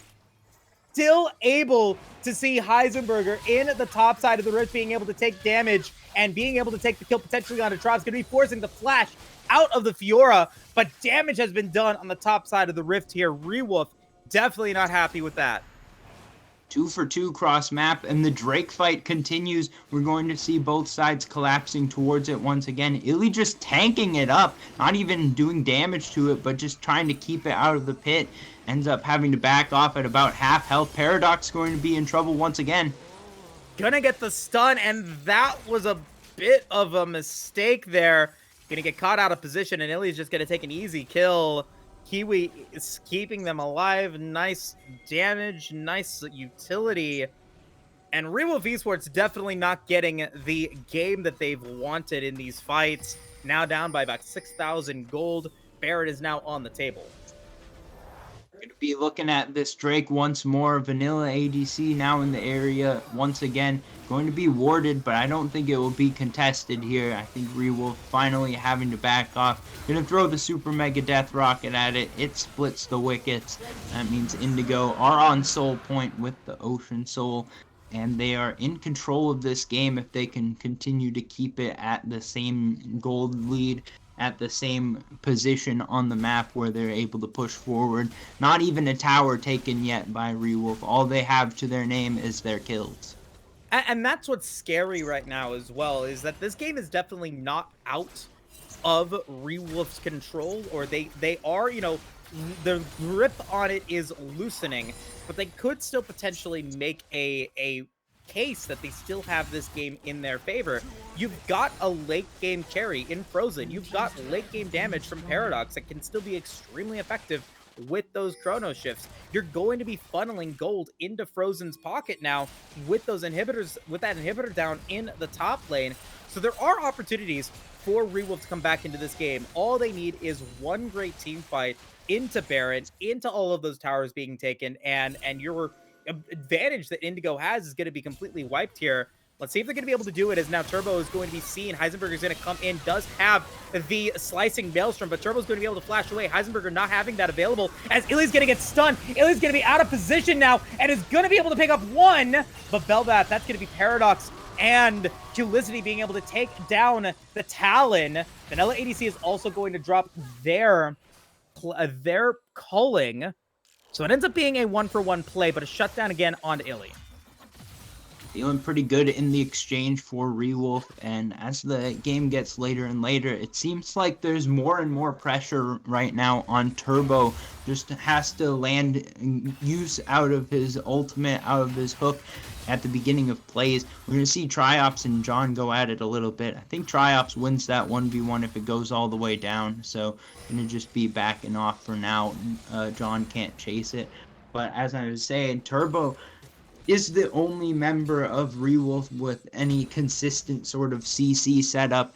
That is their only form of engage. So there's a lot of pressure to get a lot of value out of it. Almost has to be onto a key target, onto Illy or Heisenberger. But if it's not able to deal with both, then whichever one isn't CC chained can carry the fight for Indigo. So it has to also set up a kill for Frozen so that reset comes in. It's just a lot of pressure to put onto one member, and especially onto a support that's got just 1.5 items. A cheeky Baron play attempted, but Rewolf going to spot it out. They'll be able to get it out. Heisenberger now looking to be able to get stun onto Triops. So Triops is going to get stunned themselves. Is going to be able to get the Grand Challenge healing, but unable to finish it. Heisenberger takes the 1v1 against the Fiora in a matchup that should be favored towards them. Got a ton of damage off there with the 2.5 items complete now. Shadow Flame going to be doing a lot of work. Interesting to go for Shadow Flame into Void Staff because they kind of have opposite effects. Now going to be starting up the Baron. It has about half teleport available for Heisenberger. This is a 5v4 if Indigo can take it. Drop's going to be down for 14 seconds as Khaleesi is going to try to go in. 4,000 HP remaining on Baron as the Vanilla ADC is very low. Going to lose the leash, and that's going to be Heisenberger teleporting in. Rewolf getting everything that they wanted. Inhibitor is going to respawn as well. Heisenberger does not have Slicing Maelstrom, so that is a win for Rewolf, denying the Baron and getting the teleport out of the cannon. Unfortunate positioning there for Vanilla, just tanking up the Baron for so long, and Frozen able to get enough damage in at the beginning of the play as well that Indigo forced away from it. It's not a huge loss for them, and they didn't give over any gold or anything, but just all of the resources that they committed to be there. And now Heisenberger is way too far forward. Yeah, gonna be forced to flash your Culicity, wants it, going to get slowed, gonna get stunned, I mean, is gonna get the extra speed, but is gonna be forced out of the play. Heisenberg is gonna be able to get out of this one. Trap's gonna go for the extra speed, is gonna get stunned. Can he finish the job? He wants it, but they're not gonna be able to do it, and now Rewolf committing a lot of resources down to the top lane. Meanwhile, Colin's gonna get dropped in the mid lane against Frozen and Turbo. Depth charge was used as well, so that's not going to be available for a dragon that's going to be spawning in 19 seconds. Rewolf spend a lot of man hours in the top lane, but they don't actually have to spend any ults or summoner spells. They're able to get out the Slicing Maelstrom as well as the flash from Heisenberger, so they're in good position coming into this next Drake fight. They should have an opportunity to win the play, but if Illy can get the good flank off, that could break things up. Oh my god, Frozen is going to be dead! Culicity is going to be able to get the Chrono Shift there from Paradox, who's going to be able to get out of this one. But that's going to mean that Turbo and Frozen are both down in a 5v3 situation. Indigo can now go towards the Dragon with a man advantage. Rewolf should try to push out the mid lane here, and if they know 3 members are on Drake, they could try to go towards Baron. It'd be pretty difficult, but they're giving up the soul at the same time, so it would feel really bad to lose out on this play entirely. It looks like they're not going to even be able to get very much vision pushed out. Triop's going up into the area, going to at least take out any control wards that are sitting around. But Rewolf losing 2 members, and even though the Chrono Shift was onto a good target, Indigo able to take out the fight, take out the Drake, and now they've got Ocean Soul for themselves. Not the most effective soul in this situation, given that they don't really have any tanks, but if they can get the Baron buff, they can still look to Siege. Still look to Siege. They already have an inhibitor tower down in the top lane, and they've now increased their lead to 8 or about 7,000 right now, which isn't necessarily the biggest advantage, but it is still an advantage nonetheless. Heisenberger going to be seeing Culicity in the area, going to be able to back away. The big objectives now going to be Baron and that Elder Drake that is spawning in 5 minutes. We'll have to see what they're going to be able to do, as Illy's going to look to go for a play here against Paradox. Paradox going to be in trouble, going to be at 1 HP, is going to have to drop the Chrono Shift, as the Culling is going to get dropped as well. Paradox going to be able to get out of that one, but that means that Chrono Shift is not going to be available for a couple of minutes or for a couple of seconds here, allowing for Indigo to potentially go for a Baron play. Yep, there's a trade of ultimates between the junglers, but Paradox obviously has the much more impactful ultimate that's going to now be on cooldown. That will be the start of the Baron. We'll see if it gets taken all the way down here. Pretty good DPS coming out from the combination of Illy and Vanilla. Going to be checked here, but that's going to be probably too late. Zoning coming out from John, 2,000 HP on the Baron, it's gone. That means Indigo able to come through with the pretty clean Baron sneak, despite the fact that it was able to be checked from long range. Yep, and now we've got Indigo up by about 10,000 gold. Ocean Soul, Baron Nashor. You're looking at a pretty difficult situation if you're Rewolf Esports here in Game 2. Not really seeing the Zilean being able to pop off, finally being able to pick up that Cosmic Drive at 28 minutes. Not necessarily the type of performance that you wanted to see there from the mid laner, but at the end of the day, you're still holding on. You're still trying to be able to finish this game in your favor. Sieging out the mid lane inner tower. Indigo's going to be taking down structures to add to their lead, to add to their pressure in this game. I'd have to say at the end of the day, playing Zilean isn't about being Zilean, it's about supporting the team, so it's hard to look good on Zilean from behind. Paradox going to try to get some wave clear out to at least be helpful to the team in that manner, and maybe we'll be able to see some good uses of the Chrono Shift in the remaining team fights of the game, trying to save this one for Rewolf. Yeah, we've got the inhibitor tower now going down in the top lane. Illy's going to be able to take that one out. Triops is in the area, trying to be able to stop any further assault, as the inhibitor tower in the bottom lane going to be on its last legs. Indigo with now 90 seconds remaining on Baron Nashor. As the clear is going to continue to come through, 4 members of Indigo going to be in the bottom lane, trying to be able to save this inhibitor. As Kiwi is going to be forced flash away, Culicity trying to be able to go in, going to get some damage in onto anybody, but not going to be able to do it. Meanwhile, Triops going to be able to take the solo bolo against, I'm sorry, that was Illy being able to take the kill against Heisenberger. Meanwhile, that's going to be Frozen getting destroyed. Indigo are going to surgically remove any chances of Rewolf taking game 2. Illy putting this game on their back and making it a 1-1 series. Talent coming up huge here for Indigo when they needed it most. Able to switch over to the red side, get some good answers coming through in game number 2, and they've evened our series at 1-1. Well done by Indigo, and I think that was a much more convincing victory than what we saw from Rewolf in game number 1.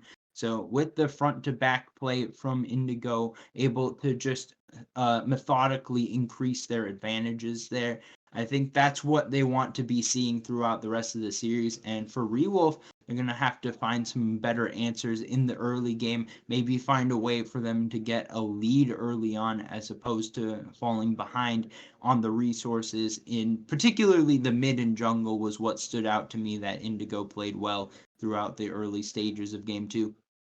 I do not expect we're going to be seeing Talon again here in this series. I think that it will end up getting banned out. Illy, I think, just performing really, really well into that. And Culicity not being able to play the game as the Bel'Veth definitely hurts in the early games. So we're going to see what Rewolf have in store for them, have to offer us as we move into game 3. Now, game 3 isn't going to be the deciding game, but whoever wins that game will get match point. And if we go to game 5, that'll guarantee that they will get side selection as well. So Rewolf definitely coming into an advantage here with getting side selection in game 3. Let's see if they're able to equate that into a game 3 victory. We'll be right back.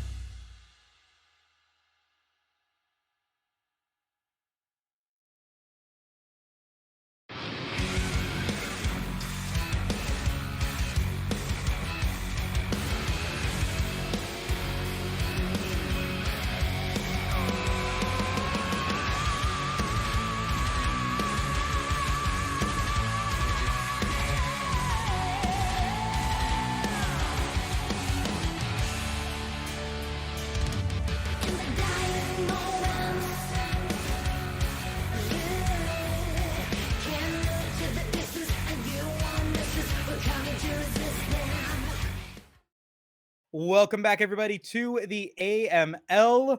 We've got an even series on our hands, folk. Rewolf falling in game two to Indigo, and especially Illy's Talon. As we jump into game three, curious to see if we're going to be seeing some different bans. I expect the Talon not going to be available for Illy here in this one. I think we've had a lot of jungle bans already, so it'll be interesting to see what comes open because of any potential changes in the bans. But I think that both sides showing some strengths in the first couple of games. I think particularly for Rewolf, they've focused a lot around the top side. So I'm expecting, I haven't heard yet, but I'm expecting they're going back to red side, trying to get counterpick for Triops once again. And then things come back into mind, like if you don't have the Gwen open, you can get carry picks like the Olaf as a response to certain things. You can try to go for that Fiora or Jax, but we saw that wasn't quite as effective blind. Heisenberger doing a great job neutralizing in game two by picking up the Ken and even finding a solo kill at one point. As we move into the draft, the bans have now begun. Indigo going to ban out that Jinx and not going to give that back over to Frozen as they did in game two. Definitely played, I think, an overall consistent game on the champion. Just unfortunately got a little bit caught out of position thanks to Talon being Talon. Rewolf going to ban out the Gragas, and as you predicted, it is going to be Rewolf going over on to the red side of the rift. So I'm curious to see if when they decide to ban out that talent, if they do decide to ban out the talent, Senna is going to be banned out here.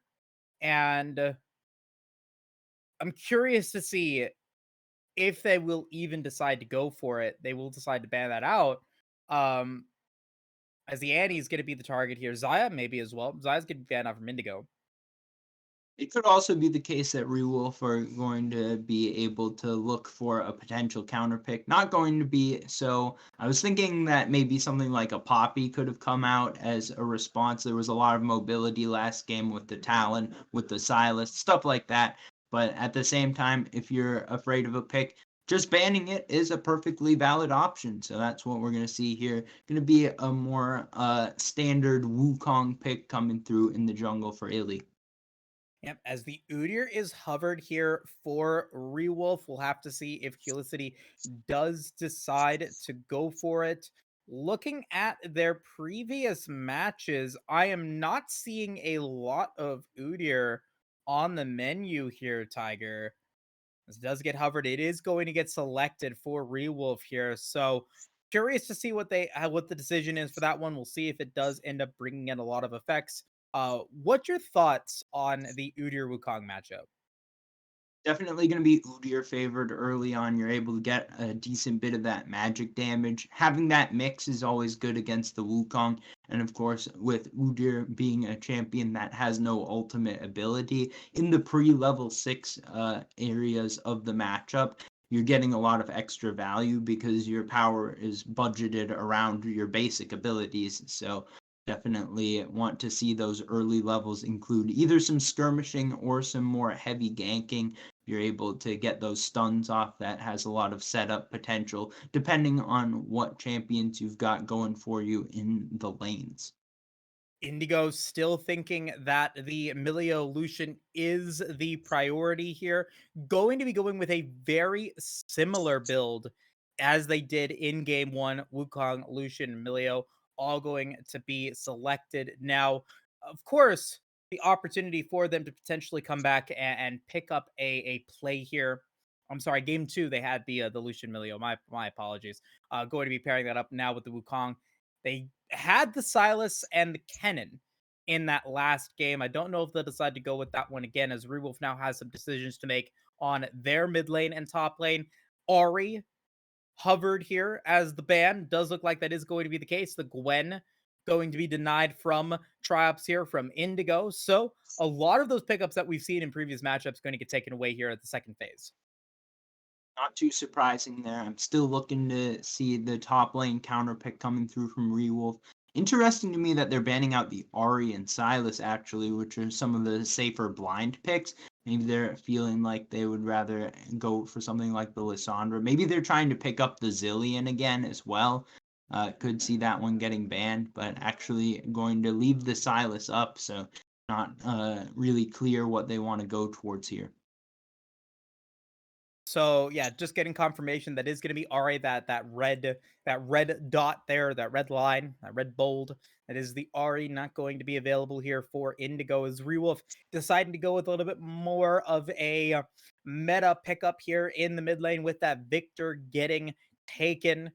Now Indigo with an opportunity to go for something else here. Trops is going to get the counter pick once again, and we saw Trops be so impactful in game one with that Gwen. He does have that solo or that side lane carry potential and the opportunity to be aggressive there in that side lane. So Indigo going to have to prep for that, and they decide to go with the Camille. I think that Rewolf are probably looking to do more of a team fight oriented comp here. By picking up the Zeri, they're kind of showing their hand that they don't really want to be in a situation where they're trying to split push, because Zeri usually is a champion that only operates well in situations where 5v5 team fights can happen. A lot of mobility coming through once again from both sides. I mean, if Poppy was on the table, I wouldn't mind it. At the same time, Udyr flex top is still a possibility, but I'm imagining that we're just going to see an answer here in the top lane for the R5 pick. Looks like it's going to be the Jax here for Triops. Going to try once more to carry the team. Was able to do so successfully in game number 1. Game number 2 looking a lot more Indigo favored, but we've had a back and forth series, so I wouldn't be surprised to see game number 3 looking pretty close once again. Now, on the Zeri pick, you do miss out on getting the J4 that has a really good complement towards it. You don't necessarily get a lot of group CC or group lockdown. Victor, of course, gets the chaos with the gravity well. Jax could potentially go for a multi-man counter strike. Gonna at least still have decent peel and some decent shielding and protection coming in from that karma down there in the bottom lane. How does Zeri, I guess, navigate these team fights? You've got a lot of mobility on Indigo's side to combat you. I mean, you can still chase people down if you can get your ultimate on multiple members. You're going to be faster than they are. So if you get all day to run after them, you will eventually catch up to them. But the big thing to me is that Indigo need to be forced away at the beginning of the fight for Rewolf to be able to win out on it. If it's a chase down, Rewolf are going to have a great time. But if Indigo is actually just standing in their ground and fighting, then Rewolf could be in some trouble. I mean, they're going to want to play around chokes because they have Victor, but they're also going to want to be moving around a lot throughout a team fight because they have Karma Zeri. Everything doesn't seem to be perfectly lining up for them, but they may end up in a situation where their best strategy is to try to get a pick at the beginning of the fight, which will be difficult against a team comp that's full of mobility, full of elusive champions like Camille and LeBlanc. We'll have to see what they're going to be able to do as we get ourselves ready to jump into game 3. Before we do, Tiger, I got on the board today. We're currently 1-1 in the Dragon Soul predictions here in this in today's matchup. You still have the advantage, but you did lose that last dragon pick. You get to go first. All right, I'm gonna take Mountain. I'm sticking with my gut. You're gonna stick with the mountain. I like it. I like it. I'm gonna stick with my guns too. I'm gonna go with the Cloud Chemtech, the classic CC. The CC chain. All right, I see it. I'll just even things back up the way they were in the previous round. I'll go Hextech Infernal. All right, which means that I get Ocean once again. Let's see who's going to be correct here as we get ourselves ready to jump into game 3. We're going to take a quick break, and when we return, we'll definitely be on to the Rift. We'll see who's going to be on match point by the end of this round. Will it be Rewolf or will it be Indigo? We'll be right back.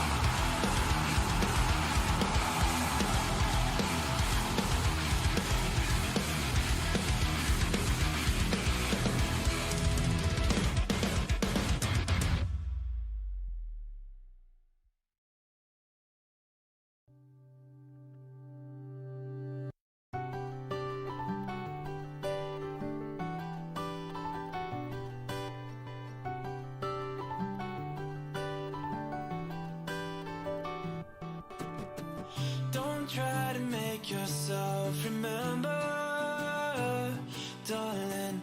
Don't look for me, I'm just a story you've been told. So let's pretend a little longer, 'cause when we're gone, everything goes on. You were staring at the window, and I said, I wanna take you to the sea. And when I'm better, we'll do everything. I gotta stop making promises I can't keep. But if I was gone tomorrow, won't the waves crash on?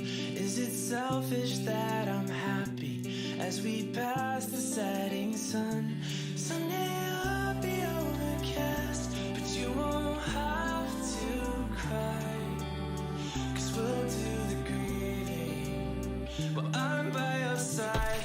I said, don't try to make yourself remember, darling. Don't look for me, I'm just a story you've been told. So let's pretend a little longer, 'cause when we're gone, everything goes on.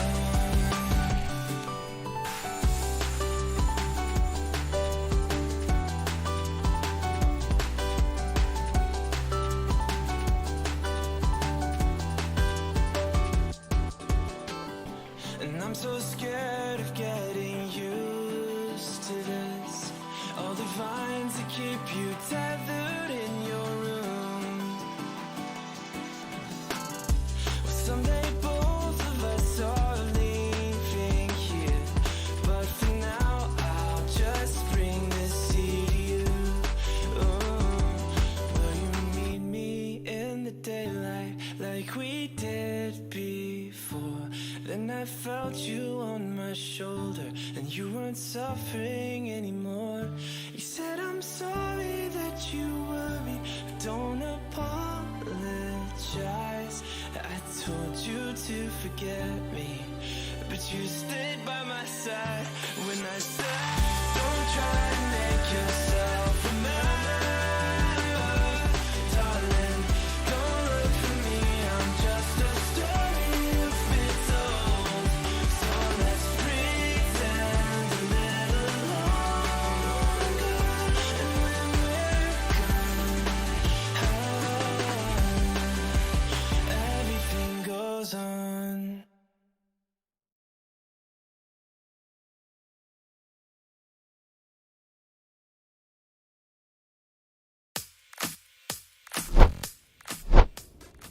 And welcome back, everybody, to the AML Moose and Tiger here at the caster desk.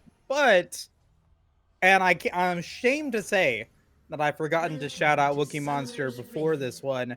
We got Wookie Monster behind the scenes, being our videographer, our producer, our scene maker, our candlestick maker, just all around good guy. Thank you, Wookie Monster, everything that you do. So get ourselves started with this third game, pivotal game in this series.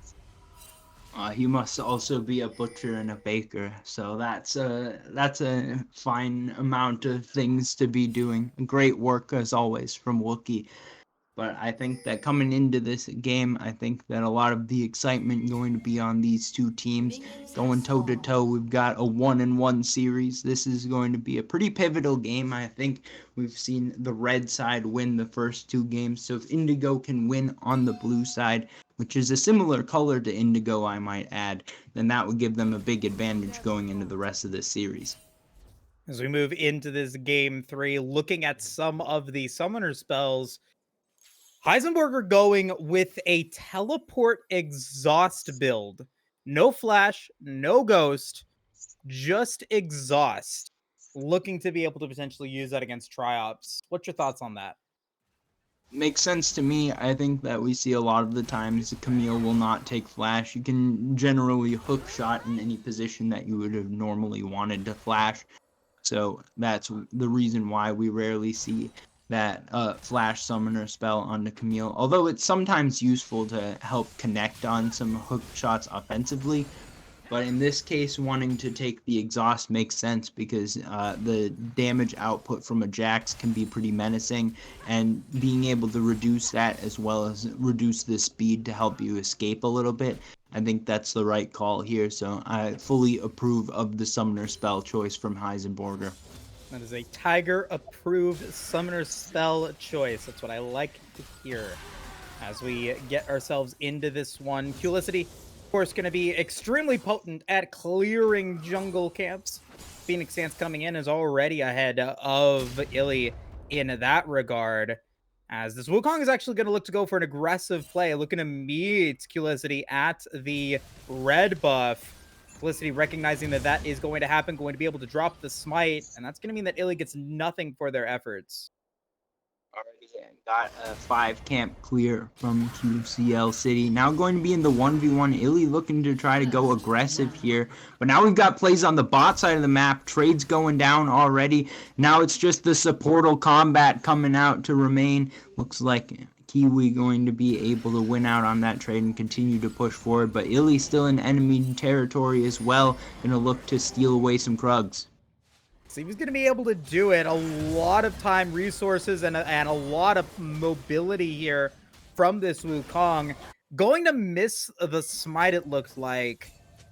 Not sure if he actually got that big Krug or not as a reward for their efforts. It is on cooldown, so he might have been able to, but does take a lot of time to go for that play. And now Culicity or QCL City might have the opportunity to be able to go in for another offensive play here and gets the smite onto the Scuttle Crab, which I would say is an advantageous victory there for the Rewolf jungler. Be able to use the extra movement speed to get out of the way, and it'll be just fine. Up right now about 4 camps in the jungle, and now looking to expand upon that, invading, trying to steal away a blue buff, forces Illy to back off. That's going to leash, and that means that Illy probably needs to recall here. The Triops having Prio in the top lane is making it so that Illy doesn't really have any business being in this jungle area. Gonna get spotted out now and forced away from the Gromp. That's a lot of time wasted, and QCL City going to be able to chase even further. Nothing to do for QCL City right now. All camps on respawn timers, just starting to get those bot lane camps back up, so doing a great job disrupting Illy. Yeah, and he's even going to magnetize Kiwi to the top side of the rift here. Going to be seen as well, but the blue buff is going to get taken by QCL City here on this Udyr.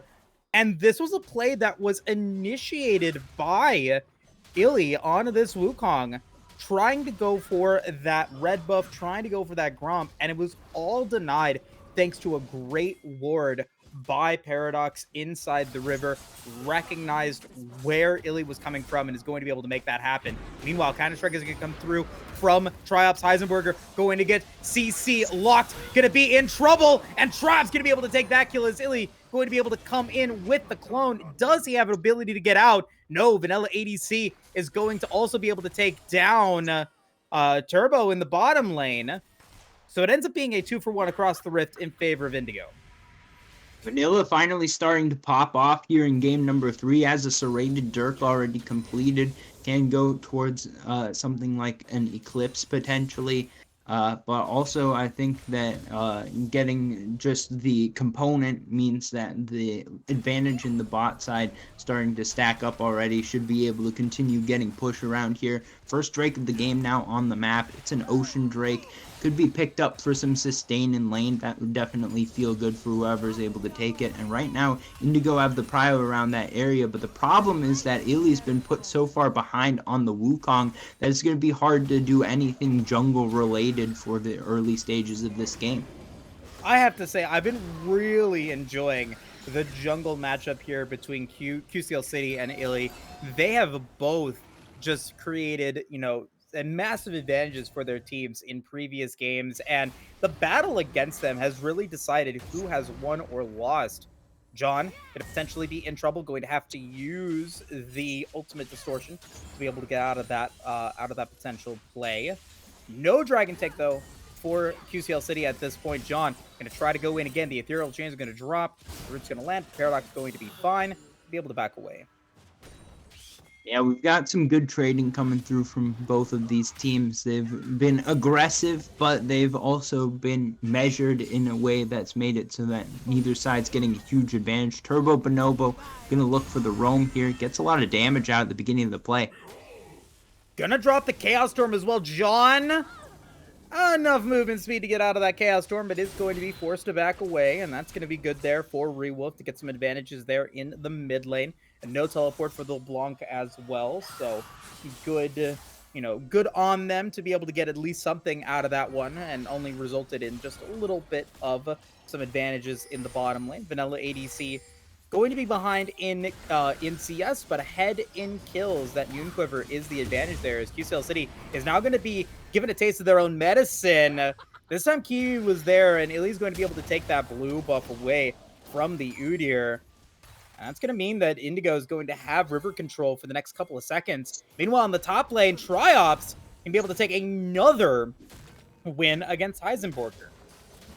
Yeah, getting aggressive here now on the Jax, trying to find the form from game number 1 with the split push carry. Although in game number 1, it wasn't so much about getting the kills as it was taking towers. This time around, already going to be able to pick up 2 kills on the Jax, going towards that Divine Sunderer early on, trying to get advantages in the top lane.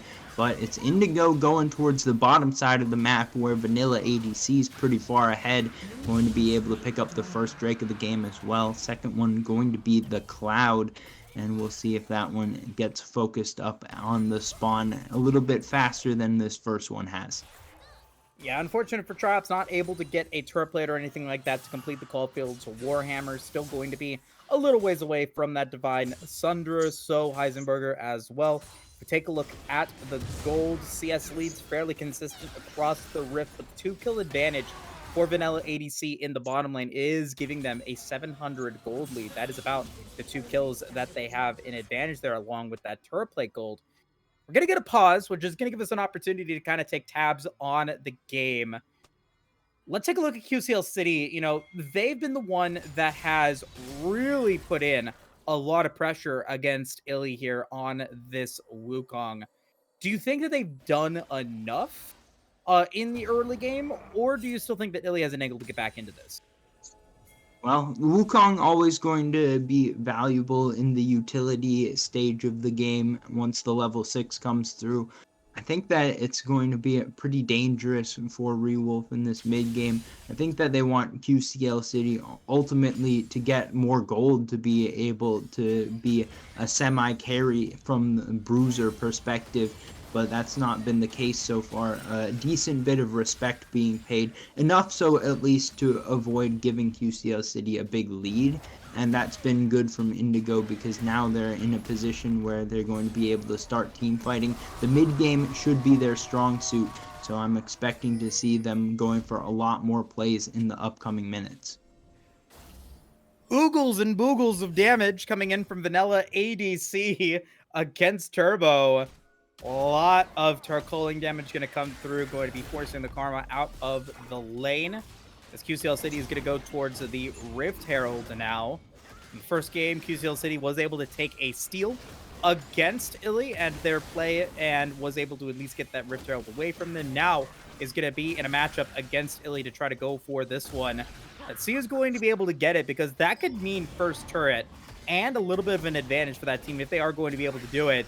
But Illy is not going to get the support from the top lane or from the from their mid laner. That's going to mean that Rewolf is going to be able to take that Rift Herald with ease. Yeah, that's going to put them in a good position. They can try to play for the second Drake, try to find some more turret plating as well. And they should be able to get to a spot where in the mid game they at least have enough gold to try to challenge for some of the plays. But what they really want to do is get more towards the later stages of the game, get to 3+ items for Frozen, try to get to a spot where Triops can also threaten to carry through a side lane. That's what their goal is in this game, and I think that the later the game goes, the better it looks for that sort of opportunity, because up against a Lucian, up against a LeBlanc, those are some powerful mid-game champs. Now look for the pick onto Kiwi. He was going to drop the ultimate to self-cleanse, trying to be able to get out of QCL City's range. Will they be able to survive? QCL City going to be able to pick up one, and the static surge from Frozen not going to result in any kills, but going to at least look flashy there. Going to be a 1-kill advantage for Rewolf at the moment, as now John going in with the distortion. That means that they're going to get rooted. They're going to be forced to flash. Bit of a misplay coming in from this LeBlanc. Reaction there from Turbo Bonobo to recognize that the root could come through from the tether. Now Illy looking for the dive onto Frozen. Frozen no ultimate, but about to get that barrier back off cooldown. Maybe gonna have that here, is going to flank towards Turbo. Going to be able to force the flash out though. So Vanilla ADC, I think, kind of happy with that. Going to be able to get another turret plate as well. Do they stay in the area to get one more turret plate? It looks like they are worried about the power the Frozen and Turbo could potentially possess.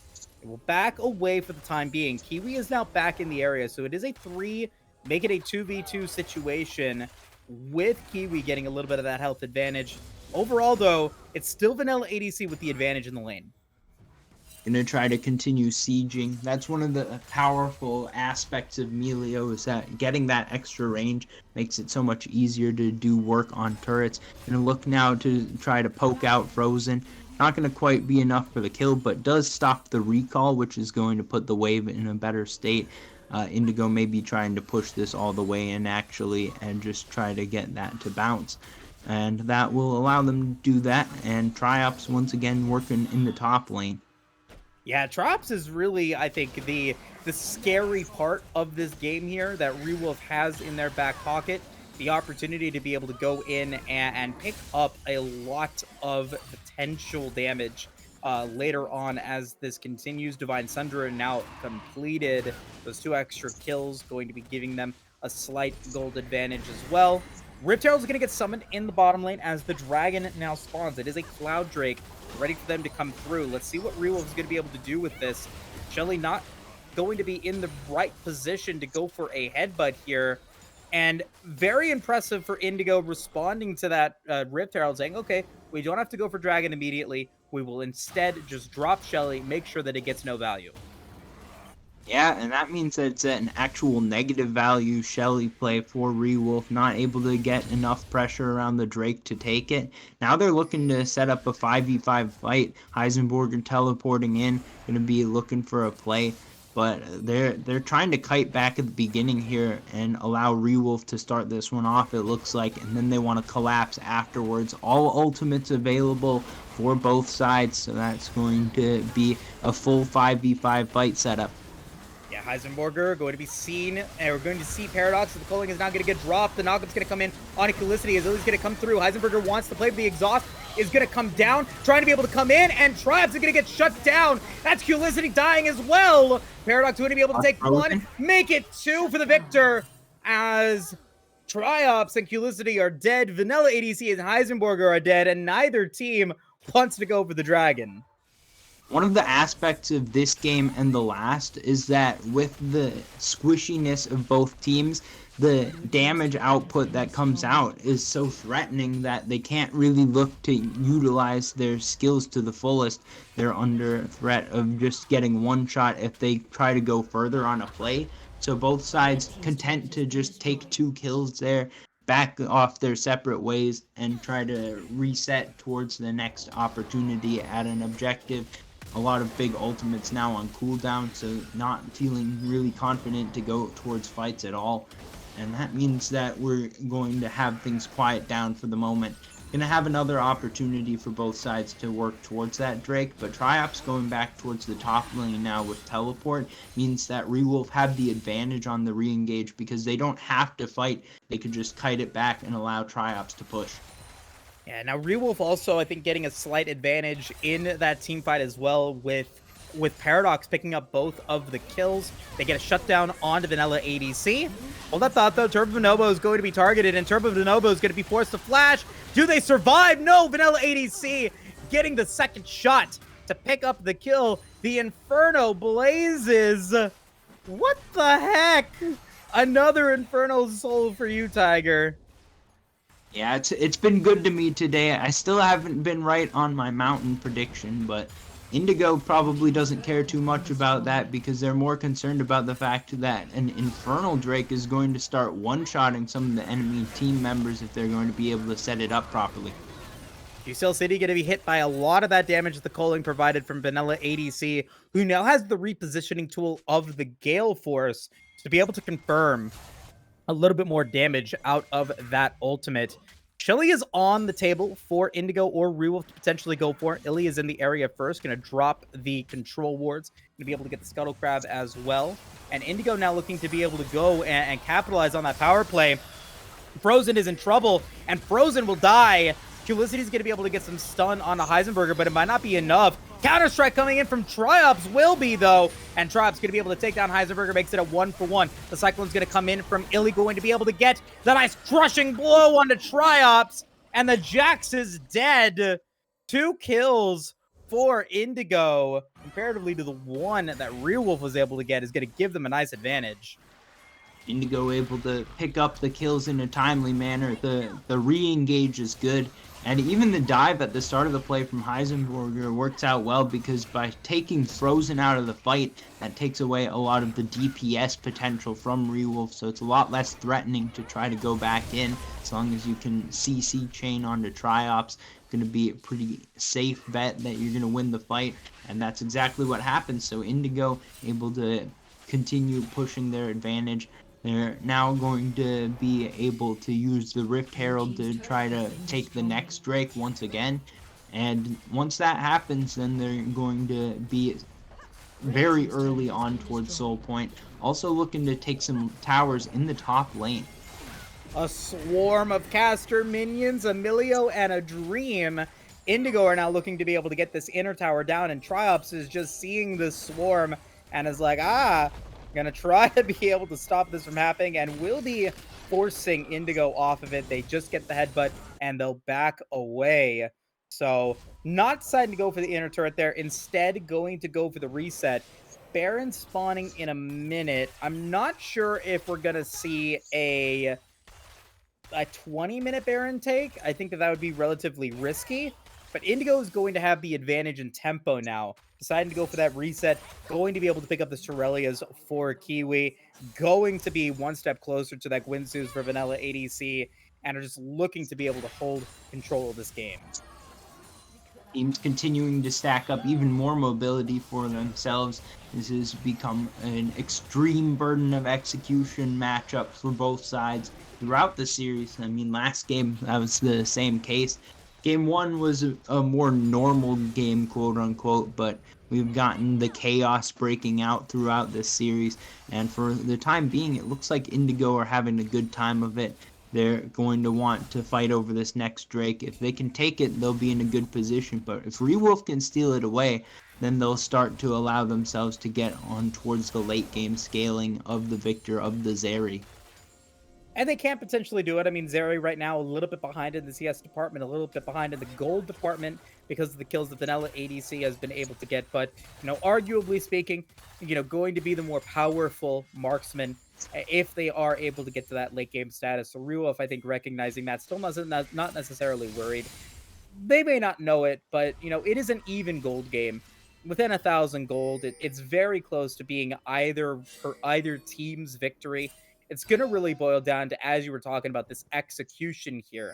An item advantage at the moment for Vanilla ADC. The Devorti Quick Blades have been unlocked. And Illy is going to initiate a play, going to flash forward, going to be able to get the Cyclone onto Frozen, onto Illy. Static Surge to try to be able to get out of this one. Barrier will be dropped, but it's not enough, and it's a double kill for Vanilla ADC. And that's what we needed to see from Indigo, trying to blow this game open. Going to take the tier 1 mid as well, looking for more. John trying to go towards the back line. Vanilla ADC going to be low. Chaos Storm is still going to be available for Paradox, trying to be able to go in. But Vanilla ADC just has so much dang damage. That's going to be another kill for Vanilla ADC. Now 7-2-2, a 400 gold bounty. Teleport is going to come in from Heisenberger, as well as Paradox is going to be able to pick up one. Going to go on a killing spree, but will end up falling to John. They'll pick up their second kill of the game, and Dragon's going to be started for Indigo.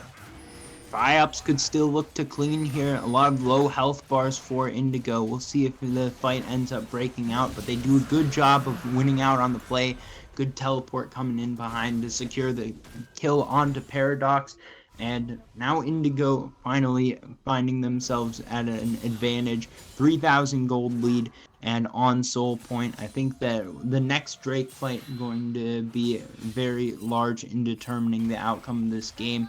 Baron could be started up by either side on a winning fight as well. Yeah, and I mean, it was just such a big win for Vanilla ADC here in that last fight, picking up 3 kills, going to be able to pick up a last Whisper and another Serrated Dirk. You're happy with that, and you're happy when the opportunity arises that you're able to just get more damage, more lethality. Illy's going to try to go in and does get the second Cyclone knockup onto Frozen. Going to be able to come through, but is it enough? It will be enough to take down Frozen. As Illy does end up going down, Heisenberg is going to be the target, though. QCL City be able to pick up that kill against the Camille. Exhaust on to John, and that's going to be Triops being able to get the shutdown from behind. What a flank from this Jax. QCL City trying to be able to come through, going to be able to get the ton onto John. John with a nice clone placement, not going to be able to get away from Paradox, though. That's going to be 4 kills for Rewolf, and now Indigo on the back foot. Now it looks like Rewolf want to start up this Baron, and all of a sudden the tides have turned. They don't have their main DPS to it. They do have a Jax in the area and try to take this one down. It's rather healthy clear for the top jungle duo here. Paradox got to be careful about staying in the area. Vanilla about to respawn. Illy already alive. We'll see if the collapse happens, but they're going to be able to finish off the Baron, and that means Rewolf have taken the gold advantage back after just falling behind minutes ago. Really nicely done. Triops getting that shutdown, staying alive. The big thing there is the fact that Triops was alive in that one. Had the Jax been down, had it, say, been Turbo, Paradox, and Culicity that were alive, that Baron might not have been possible to complete. So really important that Triops is able to survive there, and even better for Rewolf, they're going to be able to pick up 5 Barons, everyone going to be wearing purple, everyone gets that extra gold, and everybody happy with that performance there. I've been saying it all series, Rewolf are a mid-game champ. They're the ones that, they fall behind a little bit in the early game, but they bring it back in the mid to late game, and that's what we're seeing now. We got to see if they can continue to keep this momentum going, though. Indigo still with plenty of advantages at their disposal. 3 Drakes to nothing. You've got 2.5 items on Vanilla ADC. You've got a pretty fed Camille and Wukong that can still be dangerous if you get caught out of position. So a lot of opportunities for them to come through, but as I say that, Paradox gonna get shut down. And at this point in the game, almost dead even for both of these sides. Whose position would you rather be in, Moose? I mean, Wukong's my favorite champ. Like, one of my favorite champs next to Talia, so I gotta go with Indigo here. Now, just based off of my personal preference. I think, you said it correctly, just having the ability to be able to get that Cyclone is so massive, and the ability that Indigo has to be able to pick up these kills in the side lanes, that's a huge factor here. Rewolf is going to lose a lot of their Baron power. Yeah, losing out on the split push potential from Triops definitely hurts here. And they kind of have had all of the power taken out of their Baron play. Not going to be able to get any more advantages off of it. They've fallen back down about 1,000 gold. Not like a substantial amount of gold or anything, but they haven't been able to get any further advantages is the real issue here. And that means Indigo still in a spot where they can try to keep finding plays. I think that we're going to see more damage coming out once the 3 item completions are through. And with the Infernal Drake coming out here in just a minute for Indigo, they're going to try to pick up this soul. And this team fight should be a big one and an important one in deciding the outcome of this game. So, Fro's going to be able to pick up that pickaxe, I assume that is for an Infinity Edge, as Vanilla ADC is going to have the advantage in items in this fight, a full Lord Dominic's Regard up. against their lane opponent. Let's see if that's going to be a factor here, especially against Triops and QCL City. John is not in the area, is now finally back to potentially decide to teleport in with 10 seconds remaining until the dragon spawns. QCL City trying to be able to go in and does end up getting the teleport from John. John going to get hit by the Counter-Strike, but is able to back away. QCL City now going to be out of position. Your Triops going to be a little bit of out position themselves. Does have the Counter-Strike, will end up popping it. And now Rewolf in a pretty difficult position here with Indigo now looking to collapse in on to the backline. Turbo Bonobo is going to go down. Paradox is next, and Indigo are going to pick up 2. Paradox is going to be able to take down Illy, but QCL City is going to get hit by the Dragon. It's a double kill for Vanilla ADC. Heisenberger going to try to finish the job on a Frozen. Will they be able to do it? No! Frozen gets the kill onto Heisenberger, but still 4 members alive for Indigo. 3 members alive, pardon me. They will be able to clean up this fight, and Indigo are going to get the Infernal Soul. Bubble bursts for Frozen, not enough frontline, not enough peel available, and that means that Indigo are able to once more take the fight. They're able to get the soul, and that's pretty big for them because I think that turns the tables of the late game scaling. I'd rather be the Indigo team with the Infernal Soul than the Rewolf team if we get to the hyper late game, 6 items, everyone going to be level 18s. The Infernal Soul makes the difference. So now Indigo aren't under as much pressure anymore to continue pushing their advantage forward. They've gotten to their goal of picking up the Infernal Soul, and now they just have to close it out by continuously poking forward, prodding until they can get the towers, can get the objectives that they need to, and they can finish off the game. Well, they're going to try to be a little bit aggressive here. Triops going to be able to pick up the red buff here. Inner towers under siege in the top lane and in the mid lane, with a minion wave just pushing forward ever so slightly. Rewolf could be able to clear out the minion wave in the mid lane, so it's going to be a pretty much even minion spawn there, with Indigo now looking to push forward. Aggressive positioning from Illy, not the most aggressive, not trying to go into that brush near the tower, but instead just looking to be able to hover in between both these lanes and give that protection. All the while, Heisenberger going to be in the bottom lane, just looking to be able to provide that side lane pressure themselves. Traps will be in the area, and now all 3 lanes going to be covered by all 3 teams. Heisenberger now going to try to come in and maybe look to clear out this inner tower here in the mid lane, using the advantage that they were able to pick up. They will be able to get that inner tower, and they'll back away. Patience from each team here, trying to push forward but not give over any sort of picks to the other team. And Indigo able to pick up the tier 2 mid, gonna reset off of it. Baron's now spawned. They're gonna go towards that direction, try to force the next team fight on favorable terms. Yep, Baron now available, as you stated, river control for Indigo at the moment, you know, with Rewolf respecting the power that Infernal Soul is going to provide. Rewolf is going to really safely escort themselves inside the river, see if there was any vision. There wasn't any vision, so they will back away, knowing that they don't have any vision control at the moment, but Indigo very easily going to be able to take back river control here, recognizing, hey, they still have the advantage. They still have the opportunity to go for whatever play that they decide to initiate on. And Rewolf, I think, kind of recognizing that as well. They're not trying to initiate a fight that they know they can't win. And maybe their play, maybe what they're looking to do is try to go for that Elder Drake here in 3 minutes. Could be the case, and with the Baron not being started up, there's nothing that's forcing Rewolf to fight. They're just trying to gather their resources, get towards their own third item spikes, and get to a situation where they can actually play in the 5v5 fights. They've had a hard time getting Triops to push out the side lanes. They've not been able to reach further than the tier 1 towers, and one of the times we saw it get collapsed upon in the bot lane, so it's been a difficult time for Rewolf to play towards what their likely perceived win condition is, and now they're going to be forced to team fight around Baron. Yep, teleport's now going to come through from Heisenberger, who will be there on the case first. Rewolf will respond in the teleport play.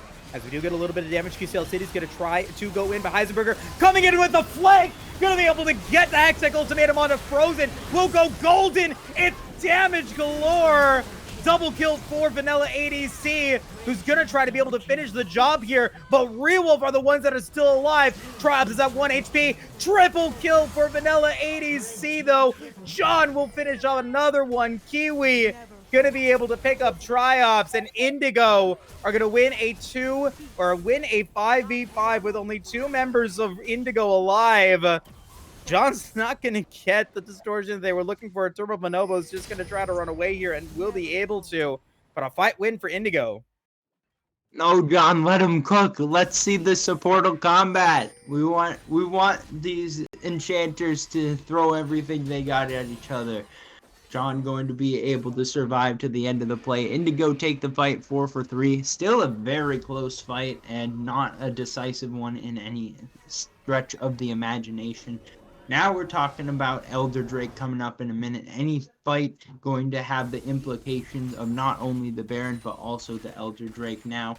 And that means that whatever comes up next, likely to be the end of the game. But if we get another fight on close terms, could still be more back and forth to be had.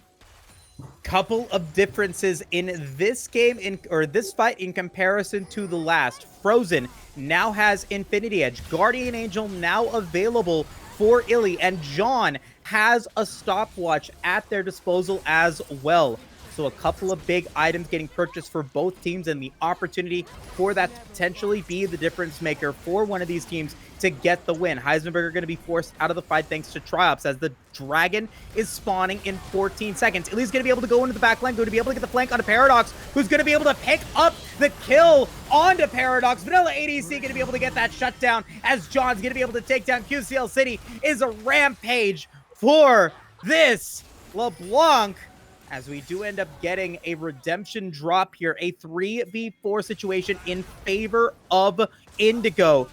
Vanilla ADC still alive, still at full HP. Illy still has that Guardian Angel. Triop's not even going to be in the area, so that's going to mean that Indigo are going to be able to take this Elder Dragon for their prize. John is now unstoppable, and Indigo feel like they're going to win this game. Rewolf just running out of gas a little bit there, not able to pick up enough kills in time. Frozen's ult goes on cooldown, QCL City and Paradox fall. That means that the Elder Drake gonna go over to Indigo. They're looking for the Baron as well, and if they have the triple endgame buffs, then all that's left to do is take the enemy Nexus. And it looks like that is going to be the case here. They'll probably take the Baron, they'll reset, and then they'll finish the job. 4 items now completed for Vanilla ADC. That is a Malmortius just on top. Almost 4 items for John now. 8-1-8 on this LeBlanc. Quietly picking up a really solid stat line here. You know, a lot of the focus has been on Vanilla ADC, has been able to pick up a lot of these kills, but John has survived a lot of these fights. Has been the one that's been able to pick up some good ethereal chains, some good distortions, and some good damage with that Infernal Soul. Heisenberger going to go in, going to be able to utilize the Hextech Ultimatum really effectively to stop the Gravity Well from landing. That's going to be an easy kill for the Camille, and now a 5v4 power play for Indigo. See just how far they can push this. Not a lot to fight for other than the towers, so they may as well try to go all in on them. Going to be up about 7,500 gold for the time being. This is the best opportunity that we're going to see for the rest of the game for Indigo to try to close out. I want to see them at least push for a couple of inhibs here. Going to be able to pick up that tier 2 bot as the Baron buff around for still another minute and a half. Oh my god, so much damage. Vanilla ADC gonna use that Elder Drake to take down Triops. That is another member of Rewolf down in a 5v3 in favor of Indigo. The Imperial Chains do not land that time. And now Indigo going to be able to get the inhibitor in the mid lane. Going towards the bottom lane, going to be able to take that inhibitor as well. Paradox is now respawned, so it is a 5v4 with Baron still available for Rewolf. Indigo still has the Elder Drake up, and that's going to be a ton of damage coming through. There it is. John's dominating. Camille gets a kill, and Indigo are going to finish the job in style. All 3 power buffs going to be secured. They're going to take a surgical game 3 and are now at match point. Indigo really grinding that one out. Rewolf gave them all they could handle, but they were able to handle it in the end. They're able to get towards that Infernal Soul, and after that, they explode their gold lead out to around 7,000. And once that happens, then all that's left to do is take the Baron, take the base. That's exactly what we see from Indigo, and they're able to put themselves on match point now, up 2-1. We'll have to see what Rewolf has to offer them in Game 4. They have to win Game 4 in order to take this to a Game 5 situation. We're going to take it to a quick break, and when we return, we're going to be jumping into that pivotal match point for Indigo. We'll be right back. But I have a billion reasons to keep you. I have a million reasons to leave you. But I have a billion reasons to keep you.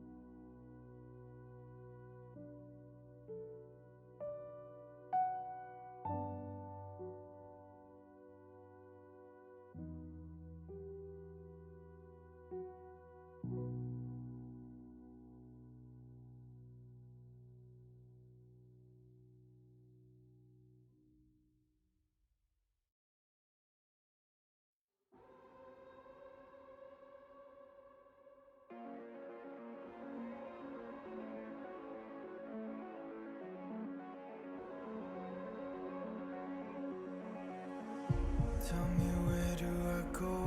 Tell me where do I take us? Your heart is starting to slow. May the water be safe. As I dive in, blood stains washing underneath the waves.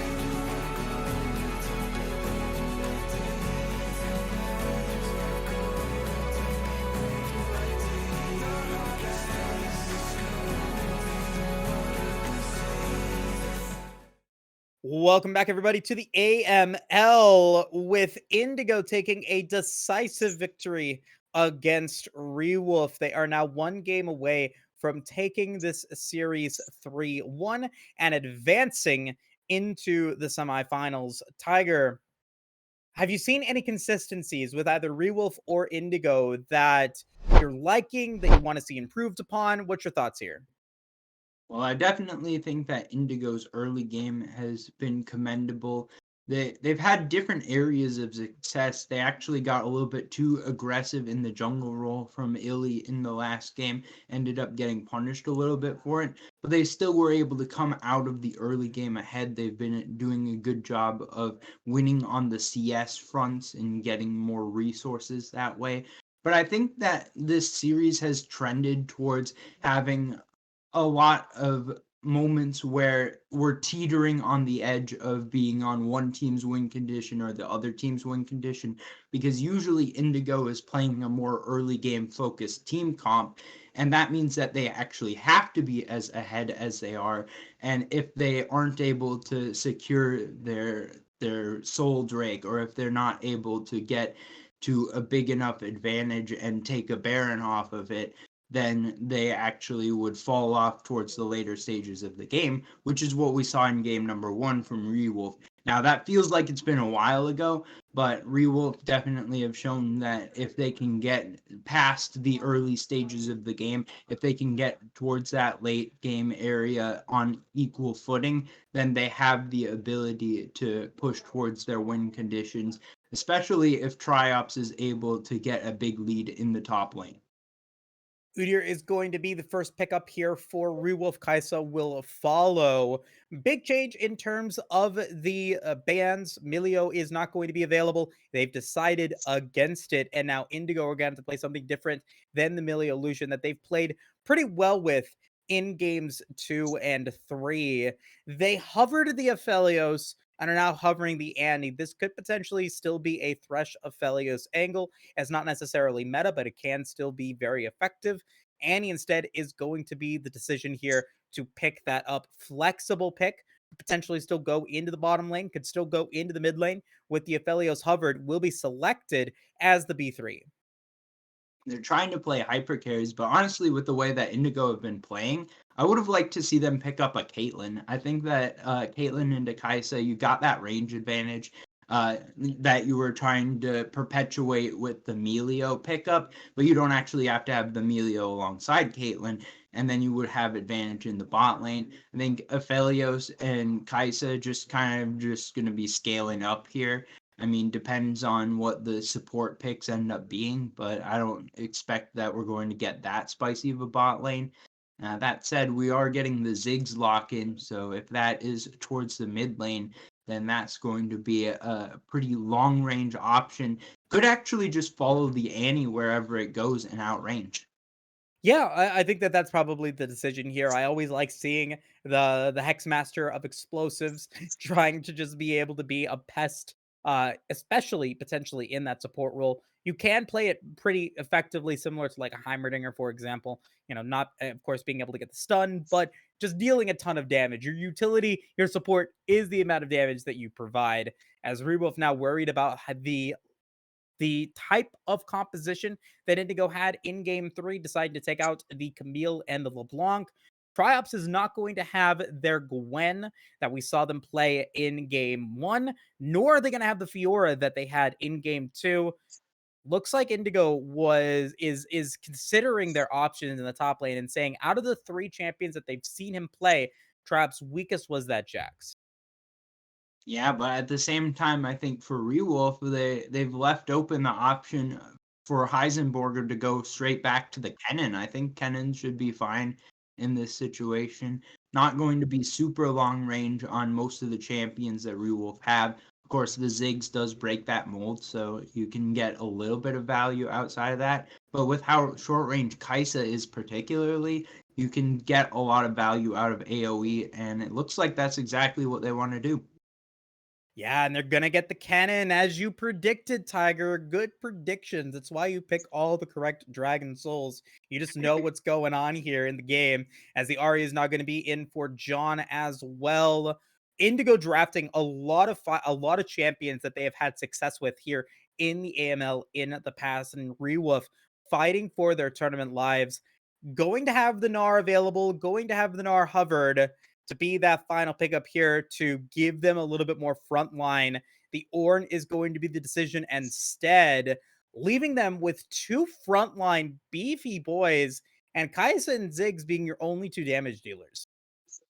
Yeah, that seems a little bit dangerous. Once again, this game maybe even more so than before. Rewolf have been skewed towards the magic damage. They're not up against a lot of frontline this time though, so I'm not too concerned. But I wouldn't be surprised to see Indigo picking up a lot of Merc treads once again. But I think that it's going to be a lot about whether Rewolf can actually execute on the early game here, because right now they've picked the Ziggs, which ended up getting responded to by the Ahri, which means that I think that it should be a pretty neutral lane, but Indigo's going to look to get some roams out with John on the Ahri pickup. But then the other lanes are Kaisa Thresh, which isn't very aggressive, and I don't think actually beats out Aphelios Annie, because Annie's just going to outrange with the stuns. And then you've got Ornn into Kennen, which just is surviving up there, kind of, and that means that Rewolf are playing pretty safely, but they're allowing Indigo to just naturally accumulate the same advantages that they've been doing throughout the games that they've been winning. So I'm not sure what changes based off of this draft for Rewolf. Maybe they're hoping that the way that they're playing can change and that they can execute better so they can get towards that late game. I really like Indigo's strategy here in the draft and really forcing Rewolf to pick their poison. I feel like here in this game, they allowed for the Thresh. They did not ban out the Thresh in their their last stages of the ban. They know how effective a Thelios Thresh can be, and so when they get into R4, they say, "Let's instead take the Thresh, take a weird matchup here and instead go for something that could potentially still work later on with that dark passage, with that death sentence, whatever it may be, and allow for them to know that the Ziggs is not going to be following the Annie. It is going to be going into the mid lane. It allows for them to pick up the Ahri that now they know that it's going up against the Ziggs. It allows for Annie to go into the bottom lane. Ahri then gets picked up. Kennen gets picked. The Ornn is the one that I'm surprised about the most. Trops is going to have a very, very strong game, and is going to have to click that Call of the Forge God really effectively here. If you look at Indigo's roster, all 5 of these champions have a way to either stun or stop Ornn for being able to use that knockup with Call of the Forge God. So I'm a little nervous on that. And if Trops is going to get a lot of mileage out of it, he's going to have to use it in some pretty creative and effective situations. Yeah, that's pretty much spot on. I don't think Ornn is really ever your optimal counter pick champion. You could honestly just R4 the Ornn instead of the Thresh, and then you're holding Ziggs as a flex, and then you're going to be able to counter pick support. Now, maybe they already figured Annie was going into the support role, but if that's the case, then they still ended up blinding Ziggs and giving over Ahri as the response, and they haven't established any winning lanes, which is what concerns me. I think that with the way that Triops has been playing, I think Ornn isn't exactly the style of champion that I was hoping to see. Not going to be as easy to carry with that pick than it would be if we had something like an Olaf as the last pick. I mean, obviously we saw the Gwen before the Fiora, and those ended up getting banned away. But if you're limited to just 2 champions in your pool, then it's so much more difficult to utilize that R5 counter pick. A lot of other champions that he could have potentially gone for. I mean, the Gnar was available. He's played some Gangplank, some Malphite was still a complete option that could have been available that they could have played. Reviewing their lineup here, I don't want to hark on it too much, but I do think that it is important to pick champions that you have a lot of consistency with on the team.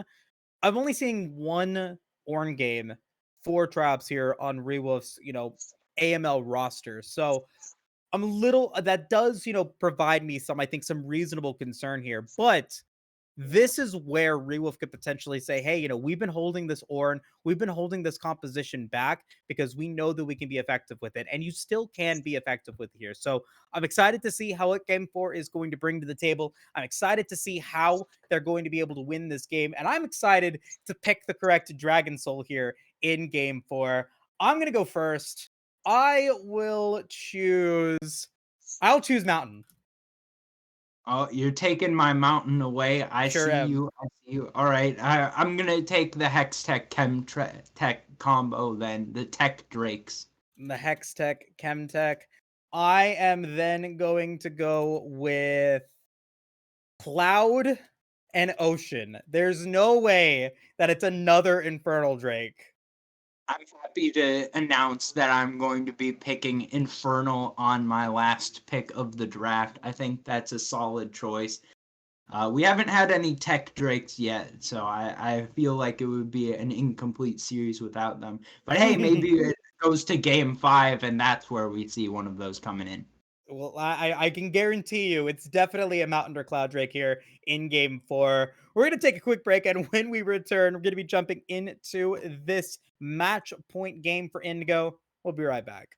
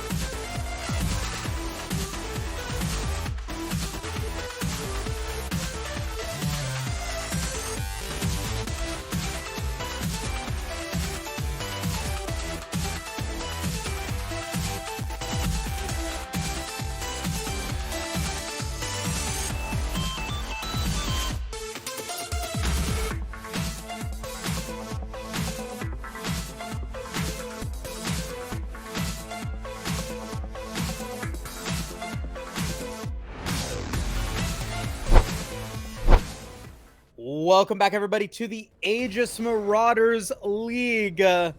Game 4 is now underway, and Rewolf are fighting for their tournament lives. A seat at the semi-finals table is now one game away from Indigo, looking to be able to finish the job. Tiger and Moose here at the caster desk, just looking to see if they can make this happen. Tiger, I mean, what needs to happen for Rewolf here in this game in order for this to work out in the early game? Is it more QCL City aggression in the jungle? Is it aggressive lane play? Like, what are we looking for? I want to see QCL City getting into some lanes, going for some ganks. We saw the skirmishing in the jungle last time. It was going well, and QCL City got a lead, but they weren't able to do anything with the lead because the lanes were falling behind. Vanilla ADC did a great job of getting ahead in the early game last time around. That kind of prevented any opportunity for Rewolf to start stacking up the Drakes. And even though Elite fell behind on the Wukong, it still ended up being Indigo that were able to end up getting that soul 4 Drakes in a row. And I think for Rewolf, they want to be in a position where they can get some early advantages somewhere on the map. It doesn't have to be Drakes, but it does have to be something. So if they're not going towards the Drakes, I want to see the Rift Herald focused up. And there's a lot better gank setup this time around. You've got the Thresh, you've got the Ziggs, you've got the Ornn. Every lane, you've got something that can combo with the Udyr stun. No flash to make sure that it gets confirmed. But still, if you can run at people, force out flashes, then punish them on reganks, then still getting the value. So I want to see those ganks coming out from QCL City. And already starting in the top lane, just looking to be able to clear out as quickly as possible. Krugs and Red Buff are down. Wolves, Raptors are next. Just looking to be able to potentially go for a bottom lane or a mid lane play here against John or Vanilla ADC Kiwi before they start to get out of control. On the other hand, Illy, having a pretty, solid performance throughout has been a pest in, I think, all of the games that Indigo has played today. Obviously, performing exceptionally well on his Talon game, but even in game 1, his Wukong was still menacing, was still providing just so much harassment and pressure that Indigo was able to still put in a lot of effort against Rewolf, despite, Rewolf having a significant advantage throughout the game. I was trying to remember. I thought that in game 1, actually, it was QCL City that was on the Wukong, but is that I correct? could be wrong. You're probably right. It is. It was Maokai from Illy. I'm falling apart over here. Yeah, but the idea was right. I mean, his play on Maokai was still perfectly fine. I think we saw a pretty cool interaction where he was able to start up his ultimate and then flash W, and then the ultimate got confirmed by the root. So still good play in all of the games. Doing an effective job of making Rewolf's life difficult. But particularly on this Wukong, I'm looking to see a follow-up from last game. And this time around, not getting set back in the early game by clearing opposite sides of the jungle means that Illy should be in that much better of a position to be carry for the team in addition to just setting up with the ultimates. John going to be the first target of QCL City's aggression. Going to be able to get the stun. Going to force the flash out of the Ahri, though. Invoke's coming through, and that'll be a back away from the Udyr here, getting at least something out of that first gank. That's what I'm talking about. I want to see more of that. Now, I mean, there's not a huge window to punish the flashless Ahri, but now going straight towards the bot lane as well. Good spell immune. Vanilla ADC going to be in trouble. Going to be able to get a nice gravitum on the multiple members, but now in trouble. QCL City is there, and QCL City is going to pick up first blood for Rewolf. Great job by QCL City going straight into 2 ganks. Waited patiently after the full clear. Got all 7 camps. Went into the enemy jungle, but popped out as soon as Indigo was unprepared and ran straight to bot lane off of that initial gank. And Vanilla ADC not quite ready for it, ends up going down. That means that Rewolf finally having some sort of advantage in the early game. We'll see if they can push that into some more objectives possibly going forward here and establish themselves with a lead. It did take four summoner spells to do it. A ghost, a cleanse, and 2 flashes in order to take away Vanilla ADC's life there and get that first blood. Of course, Vanilla ADC utilizing their flashing ghost to try to be able to get away, not going to be able to. Slight advantage in summoner spells for Indigo in the next couple of potential skirmishes, but the backing does show that Frozen did get the advantage there. Picks up the Noon Quiver comparatively to the pickaxe Vanilla ADC. That's going to at least make a temporary advantage in the bot lane for Rewolf. Maybe they can push out and use that as an opportunity to get the first Drake of the game. Cloud available, not the best of first Drakes, but still has some value. Now Turbo looking for the roam. Yeah, and is going to be able to get the Flay onto John, going to be able to pair it up with the Death Sentence and the Mega Inferno Bomb to help finish the job. Paradox pick up that first kill against John. Really nice job there by Turbo, never allowing John an opportunity to use the Spirit Rush. Would have had to come out as soon as Turbo showed, but now Illy looking for the counter gank mid, going to at least push Paradox back. Yeah, good satchel charge from Paradox. Going to be low on mana, but Illy not yet level 6. No threat of the Cyclone. While that gank was happening by Turbo, Vanilla ADC and Kiwi were able to get a turret plate down in the bottom lane, kind of mitigating some of the gold that Paradox got, going back into the bottom lane's pockets. So not necessarily the worst angle there for Indigo there, but still being able to get that kill is definitely good. Back from QCL City is going to be able to pick up that Boots of Swiftness. Going to be one speedy boy moving around the map. Trying to steal away some enemy jungle camps. It looks like we're just going to have a split map here with ILY going towards the top side, trying to play around this Kennen. Level 6 is coming through now for the solo lanes. Paradox getting dropped pretty low at the beginning of this play. Yep, Spirit Rush going to be used. Paradox going to be down to about a third HP. Illy does still have his Cyclone available and is going to meet QCL City at the Raptors potentially, recognizing that they could potentially be there. Now has John to make this a 2v1 situation. Going to be able to get the knockup immediately, followed in by the charm. What a play by Indigo! They're going to take down QCL City, playing him on his own game. No flash once again on the Udyr from QCL City, so once the CC chain gets set up, there's no way to get out of it. It's Indigo picking up a kill in their own jungle, Illy going to claim it, and that means that, Paradox dropping pretty low as well. Almost falls to the Orb of Deception, but there's no further follow-up, so no worries there. Just a little bit of a moment to try to utilize all of that gold to spend to try to get into a position where both of these teams are going to set up to fight around, well, looks like they're going to fight around bot side instead of around the Rift Herald that's just spawned. What a heads-up play. Whoever in that communication said, hey, QCL City might be there.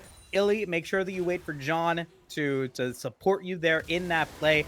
Whoever came up with that play, great mindfulness, great awareness of where potentially the Udyr can be. That's going to shut down QCL City's, momentum, especially on the Indigo side of the Rift. Rewolf, though, still going to be able to capitalize on some advantages that they picked up earlier in the game. Cloud Drake's going to be taken, and Hextech Drake is next. So, Tiger, we're going to be moving into the sole decision here, even in how many Drakes it could potentially be. Well, you already know what it is, but we're going to have a top lane fight first. Yeah, Triops going to be forced to flash away from Heisenberger, and now Illy just going to stop trying to go for the Rift Herald to pick up the kill against them. Nicely done from Indigo. They'll pick up a kill against them, and now looking to be able to potentially get out. Heisenberger will take a turret shot. Decent attempt at a Mega Inferno Bomb from Paradox, but unable to finish the job. Yep, good turn there to pick up the kill in the top lane. And once again, it's Illy picking it up. 2-0-0 on the Wukong. Going to try to carry this game. And in a much better position this time around, because after last game's early game, it kind of fell to the rest of the team to follow up. but now with plenty of resources invested in the Monkey King, going to be able to do a lot of damage himself, nearly completing the Divine Sunderer already in just over 10 minutes. Vanilla ADC with the Severum and the Calorum guns. Gonna be okay, I think. Not going to see any death sentences from Turbo there. Be able to get out of that one. No one going to take the Rift Herald yet. We're 10 minutes 30 into the game. Now, Illy's decision to stop going for the Rift Herald, it was below half HP, and secure the kill onto Triops. Let's see if he's going to be able to pick it up now. He is going to be starting it again. Is going to be on Vision from QCL City, who's going to be in the area. Kiwi going up as well, does have Tibbers available. So this is going to be a skirmish here for Indigo, as Rewolf knows that Indigo is inside that brush. A 4v4 situation. Triops does not have Call the Forge God quite yet. QCL City going to get stunned by Tibbers, as Turbo going to come through, going to try to get the knock up there. Heisenberger is going to be low, not going to be able to get the Slicing Maelstrom that they were looking for. And now Rewolf looking to be able to finish it. Shut down onto the Monkey King. Kiwi's going to get knocked up, and that's going to be Triops being able to pick up that kill. 3 for Rewolf. Turbo completely stops the engage from coming through with a great flay onto Illy, able to keep the Cyclone off of the backline, and that allows plenty of damage to come through. Frozen shows up at the end of the play as well to finish off the fight. Ends up being a 3-for-0 in favor of Rewolf, and they're going to look for the Rift Herald. Vanilla going to be able to push out this bot wave, but it's small consolation for Indigo. Yeah, using the Moonfall or the Moonlight Vigil as well to get a little bit more chip damage onto Frozen, and still remaining in the area, going to be able to get the Gravitum root, continuing to be a pest. Kiwi is here. This is a fight that Indigo can win, and they know it. Vanilla ADC being the perfect bait. It's going to be Death Sentence getting dropped. No more Gravitum to get the root. We're now Illy in the area. This could be a big dive for this Wukong to get this double. Going to try to go for Turbo first, and will be able to pick up Turbo. Frozen now in trouble. No flash for Illy, so they'll be able to back away, picking up a prize. That being the support player going down, and Vanilla ADC getting more time on this turret. Well, I thought Kiwi was going to be able to catch up to Turbo, but ends up needing the dive. Still, though, Illy going to be able to push deep in there, be able to take out the kill, and get a little bit back for Indigo as they push for the tower plates as well. Triops now going to be low again. Heisenberger going to put in some pressure against the Ornn. Check show is completed for the Ornn, though, as QCL City is going to be in trouble, going to get charmed and knocked up once again. What a combo that Rewolf is going to have to deal with. John and Illy working together extremely well throughout this whole series. Were able to pop off together in Game 2, and now in Game 4, they're able to find multiple picks onto QCL City. A nice wave clear ultimate coming through here for Paradox, at least going to stop Heisenberger from pushing any further. But now the gold has been equalized once again. Indigo in a decent spot to contest over the next objectives if they want to. Still, Rift Herald is the one advantage held by QCL City, but not much longer to drop it if plates are on the table. Complete kill participation for Turbo Bonobo here on this Thresh. It's going to equate to a 700 gold advantage for them against Kiwi, but other than that, it is an even game across the Rift. A slight advantage for Illy against QCL City as well, and it's going to be an even game moving into this next Dragon Take.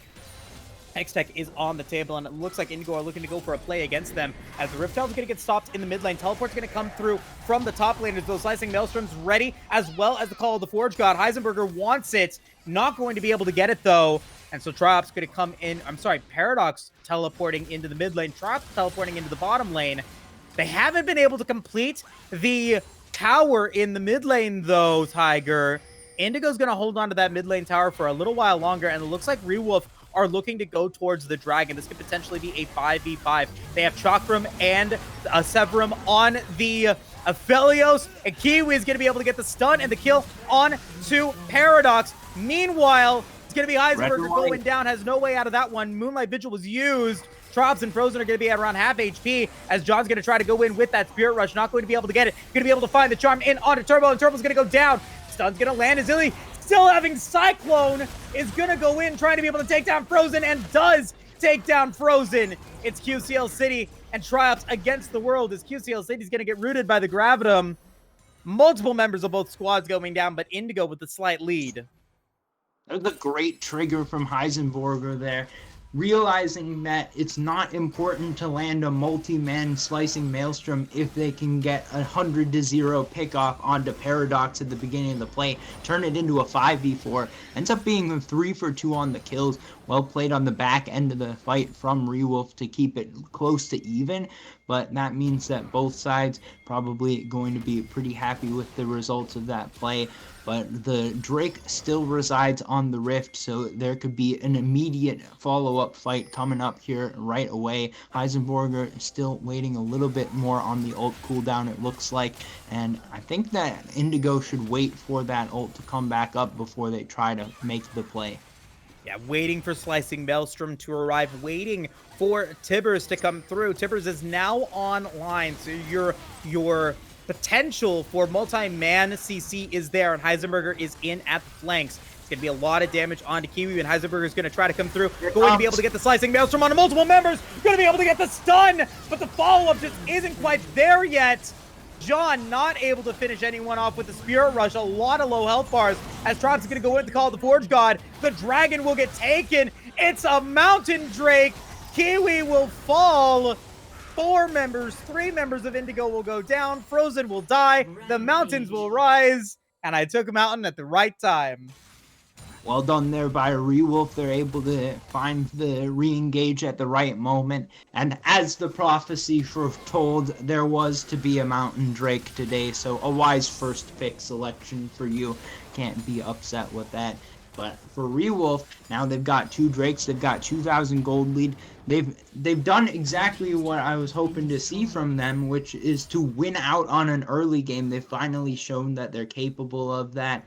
And it's all come down to QCL City finding the right plays at the right times. Even getting picked off in the enemy jungle hasn't dissuaded him from getting aggressive and making a lot of key plays. It's a 400 gold bounty for QCL City on this Udyr, finding the angles and finding the plays to come through.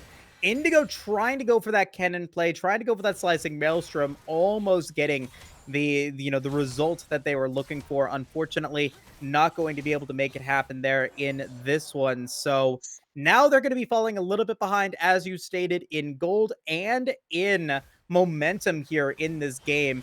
All towers still available for Rewolf to pick, or on Rewolf's side of the Rift. Meanwhile, mid tower, bottom tower are both down, looking to be able to potentially pick up the Rift Herald here. Indigo's going to have 4 members, 4 members in the area. Not going to be a response from Rewolf, though, with multiple members still there. Trop's going to be able to get the knock-up in onto Illy, but no follow-up from anyone just yet. Indigo will walk away with their prize. And while the map pressure building up for Rewolf is a good thing for them, the fact that they've taken extra towers already means that there's more standing gold for Indigo if they're able to claim it. So that makes it a little bit easier to come back from behind, and it's not like it's a huge deficit to begin with. All right, Satchel Charge was used. Paradox has no means of moving around unless they go with Flash, and they will get the Flash out of Paradox's Ziggs. Illy going to see the teleport from Trops and is going to try to be able to get away as the call of the Forge God is going to come through, going to be able to land the knockup. Paradox trying to be able to get the kill potentially onto John as Illy is going to land the knockup in onto Paradox. Triops going to try to get a little bit more damage as Kiwi's going to drop Tibbers. A lot of damage coming in from the Mega Inferno Bomb. Nice avoidance of the center zone there from Illy. So a lot of ultimates dropped. No one going to die. I think the key thing there is that Triops was forced to teleport. So with that on cooldown and with the Baron coming up soon, if Indigo can get some pressure in the side lane, particularly with this Rift Herald that they've picked up, then they could start to threaten towards the Baron as well, try to make plays on multiple sides of the map. I think that their DPS to Baron's pretty solid if they can get Vanilla in the area with the right guns. So I'm looking for them to be pulling the trigger on a play here pretty soon. Yeah, I'm it's whenever you play Aphelios, it's always important to have good gun control. You are playing gun game here. You want to make sure that, if you need the root, you need to have Gravitum up. If you're looking to be able to take down Baron, you need to have the chalk rims, and you need to have red white. So like you're looking to see if that's going to be something that they'll be able to do, and if Indigo plays around it. We're looking at masters level players. Like these players know what they're doing, and I think that we've seen that in all of these games. It might have been dominant victories for Indigos in game 1 or in game 2 and game 3, but Rewolf put up a pretty valiant effort in both of those contests. And now with Rewolf in an advantage state, the team with the Ornn as well in the late game to potentially get those ornaments to pick up some extra stats. These are all positive things for Rewolf to take this to a game 5. That's what they're looking to do here, trying to set up vision around the next Drake coming up in under a minute. Heisenberger going to be able to take this top lane tower, get a little bit of gold back the way of Indigo, and it's gotten back close to even. I think that the Rift Herald should be able to make up the rest of the gap just about. And QCL City looking for the flank. Yeah, and trying to be able to get the knock up on Vanilla ADC. Going to be able to use that flash there. But the teleport's not going to come through. And that's going to be a multi-man stun into the Moonlight Vigil. Massive damage from Vanilla ADC as Tribes is going to go down with this shutdown in onto Tribes. Now John trying to be able to get the reset. Frozen going to be low. Frozen going to try to pick it up, but won't be able to. What a great teleport from Heisenberger, setting up 2 kills for Indigo. And quite a bold move without even having a stopwatch. Comes in, could have immediately gotten burst down to death, but able to press R before the CC chain starts. And that means that the 4-man slicing Maelstrom finds its stun. That's enough to get a 2-for-1. But now the revenge play coming through from Turbo. Kiwi's going to be in trouble, does have a stun, but won't be able to get out of it. QCL City is unstoppable, and overstay from Indigo is going to deny them not only the mid-tier 1 tower, but maybe also the Dragon Tiger. Overstretch of Indigo's resources is going to potentially cost them dearly here. Mountain Soul Point on the table for Rewolf if they can get this dragon, and it looks like they will, Tiger. I think it's a smart decision for Indigo to let this one go, because if they try to fight it 2v3, end up having a double kill go over in addition to the Drake, that makes it so much harder for them to fight at any future point in the game. They still are falling behind in terms of team comp as the late game approaches, but they're not behind by so much just yet. They've still got some of their mid-game strengths towards themselves. So if they can find one more good fight before the next Drake, then they could be in a position where they have a gold lead going in. They could be in a lot better position than they were in to contest for the 3rd Drake when the 4th comes up. Vanilla ADC about to lose that red gun, so unfortunately not going to have that available, but still has the white gun. If they do decide to potentially go for a Baron play, and it is going to get started here, Tribes does have the TP. And Rewolf is going to be in the area. Let's see if Vanilla ADC can just get this one down. Super Mega, the Mega Inferno Bomb is going to come through as Tribes is going to go in with the teleport. Indigo do not see the teleport coming in. The Call of the Forge God is ready. A lot of damage onto Kiwi. Heisenberger is going to come in with the flank, though. Going to try to go for the stun on the Paradox as the Charm is going to land in on Frozen. Heisenberger is out of the fight. Dead and gone. 2 kills for Rewolf, trying to make it a little bit more, though, as the Moonlight Vigil is going to drop. It's a double kill for Triops. Vanilla ADC will be next, and Indigo are going to hand a triple kill over to Triops and the Baron over to Rewolf. There is no assassination to be had on the back line. There's just a little bit too much safety between the shield that you get from the Lantern, between the shield that you get from the Seraphs. And for Rewolf, they're now in the position where they have a 4,000 gold lead. They have Baron buff. They're going to be able to push everything out. And while the Baron expires right before the next Drake spawns, they should still have all of the advantages if they can push in towards enemy base and then fall back towards that Mountain Soul. They'll be in an advantage position, a great position to win this game. Yeah, and take that to a pivotal Game 5 moment, taking out the top-seeded team from the Ionia division if they can make it, or I'm sorry, from the Extol division if they can make it happen.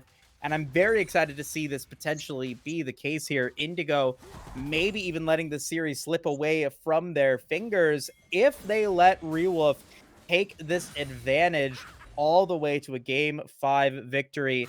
We're starting to see the Jack shows get enhanced. 2 ornaments unlocked, 1 for Triops and 1 for Frozen already. So now an opportunity for them to continue to add those stats and continue to be a menace here. Baron will not be available for Rewolf when the dragon spawns, but the opportunity for them to get some more gold and add to their lead is definitely there. I'm not going to get so far ahead of myself to call what might or might not happen in game number 5. This has been a very back and forth series, but Rewolf doing a great job here in game 4 of putting themselves in a position to succeed. And now all they've got to do is show that they can close it out. They were able to in game number 1, and they'll be looking to do the same here in game number 4. See if they can do it here. Baron is still up, and the charm is going to land onto Turbo. It's going to be the massive CC onto Turbo Bonobo. Turbo Bonobo will go down. John's going to be in trouble, though. Frozen finding the killer instinct and will make it a 1-for-1 play. Heisenberger and Illy are now in the area with Indigo now looking to be able to potentially capitalize on this play. Flash forward onto Frozen, going to be able to get the knock up in on to the Kaisa. Kaisa is low. Kaisa survives long enough to make it a killing spree for them before they end up going down. Kiwi is going to be the target of the call of the Forge God, and now Heisenberger going to try to go in for the stun damage. Vanilla ADC saying, see you later. Paradox will take that kill on Heisenberger, and 53 seconds remaining until Dragon spawns. Rewolf win a crucial fight. Finds the stun, but the damage doesn't exist. Nothing you can do to this front line, and Rewolf going to be able to tank it out once more. Starting to see the Ornn upgrades come through. The next Drake coming up in 30 seconds. Going to be the final spot where I can see Indigo trying to make a play, but it's getting more and more desperate, their situation. We can see it, the resets coming through, trying to get one more push towards a potential win in game 4, but it's seeming less and less likely as we go on.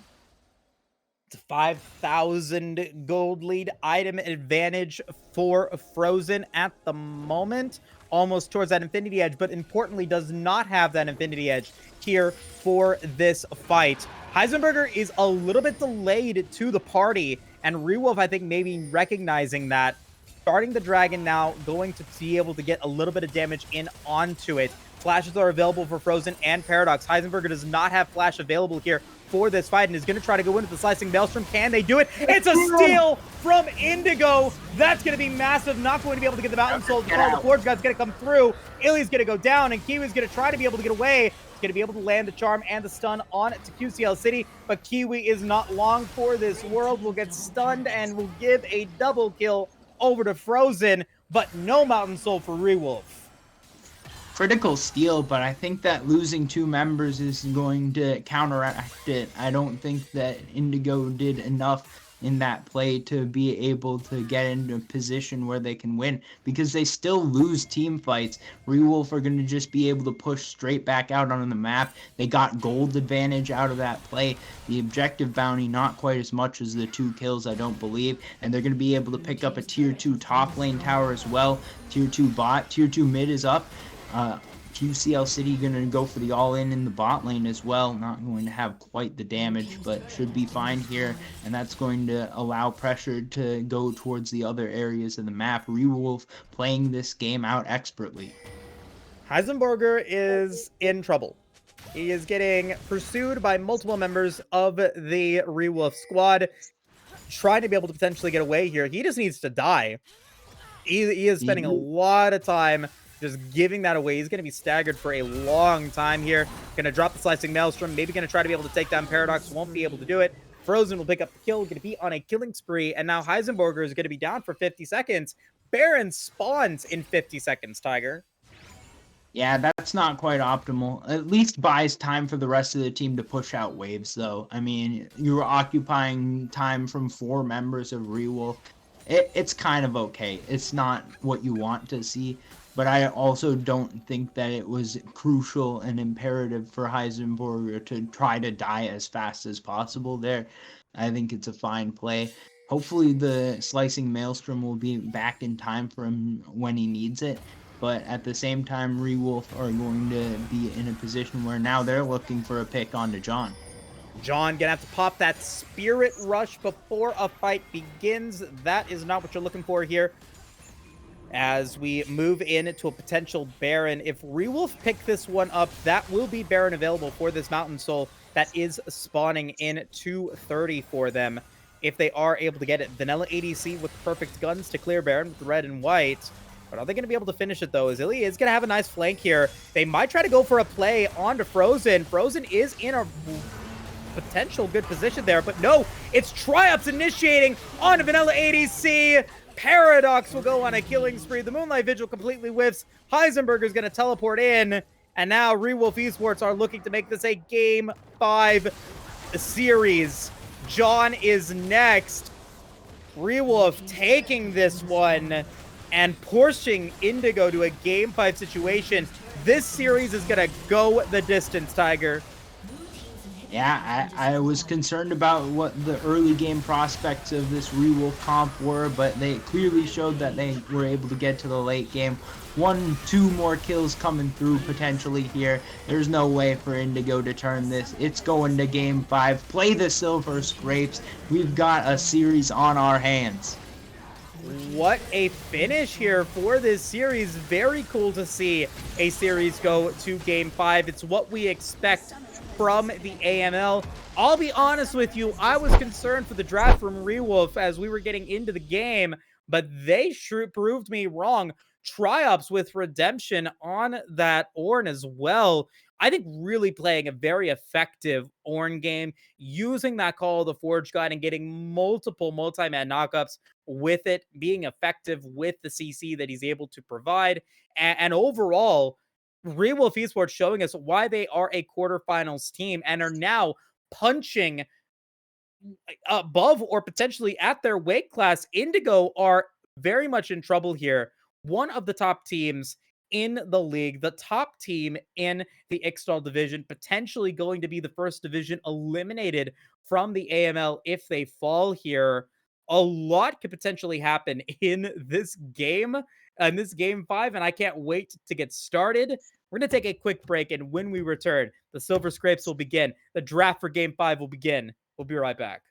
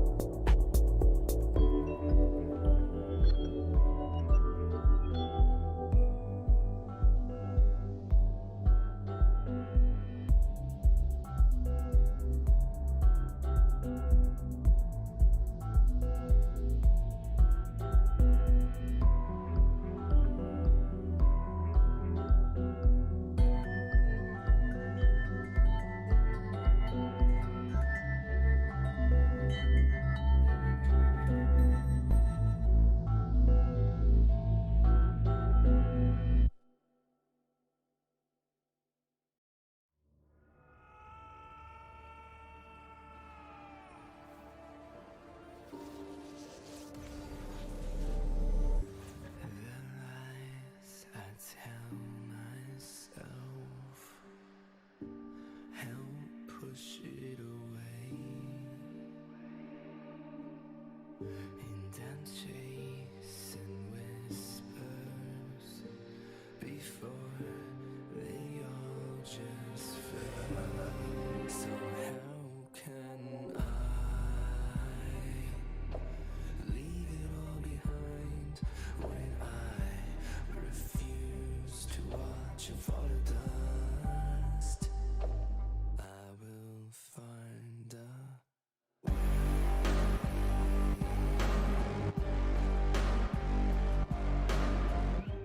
this porcelain mirage may start to break. Each piece a reminder, every single little mistake. So how can I leave it all behind when I refuse to watch it fall to dust? Tell me why it won't ever be the same. I'll burn it all, no matter who's to blame. I'll find a way. I'll find a way.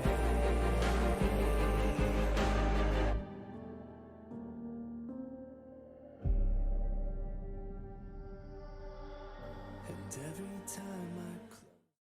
Welcome back, everybody, to the AML, the Aegis Marauders League. We should rename it the ABL, Aegis Banger League, because we got ourselves another banger here in the AML. Rewolf Esports allowing us to play some Silver Scrapes, to go the distance, and face off against Indigo in one final match. Tiger, what a series it has been. Absolute facts there from you, Moose. And I think that everyone at home should be on the edge of their seat because with the way that these games have gone, every single one of them has been close. It's never been a situation where it's been a complete stomp.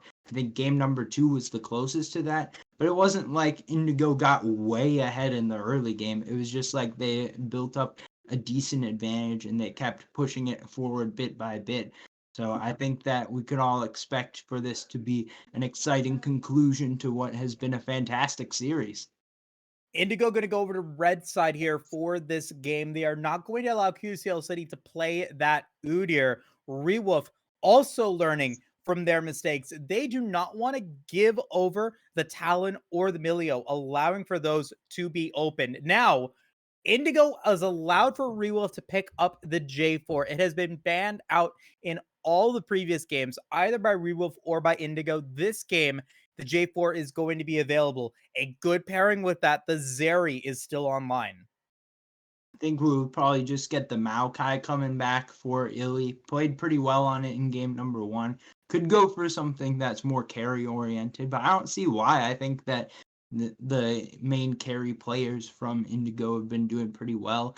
And now they're putting Vanilla in the position to carry the game, picking up that Jinx, and ended up getting B1 to the only other time that Rewolf was on blue side this series. But this time around, it falls through the draft. Vanilla going to be able to take it on the R1, and that means that Indigo will be playing around this bot lane. Yep, and going to be paired up here with the Nautilus. Last time that we saw this played out, a Silas was in response to it with also Rewolf picking up the Zillion in that game. However, now Rewolf having the opportunity to be able to pick up whatever bottom lane they want to go for. The Milio, of course, is taken away, so no Lucian Milio.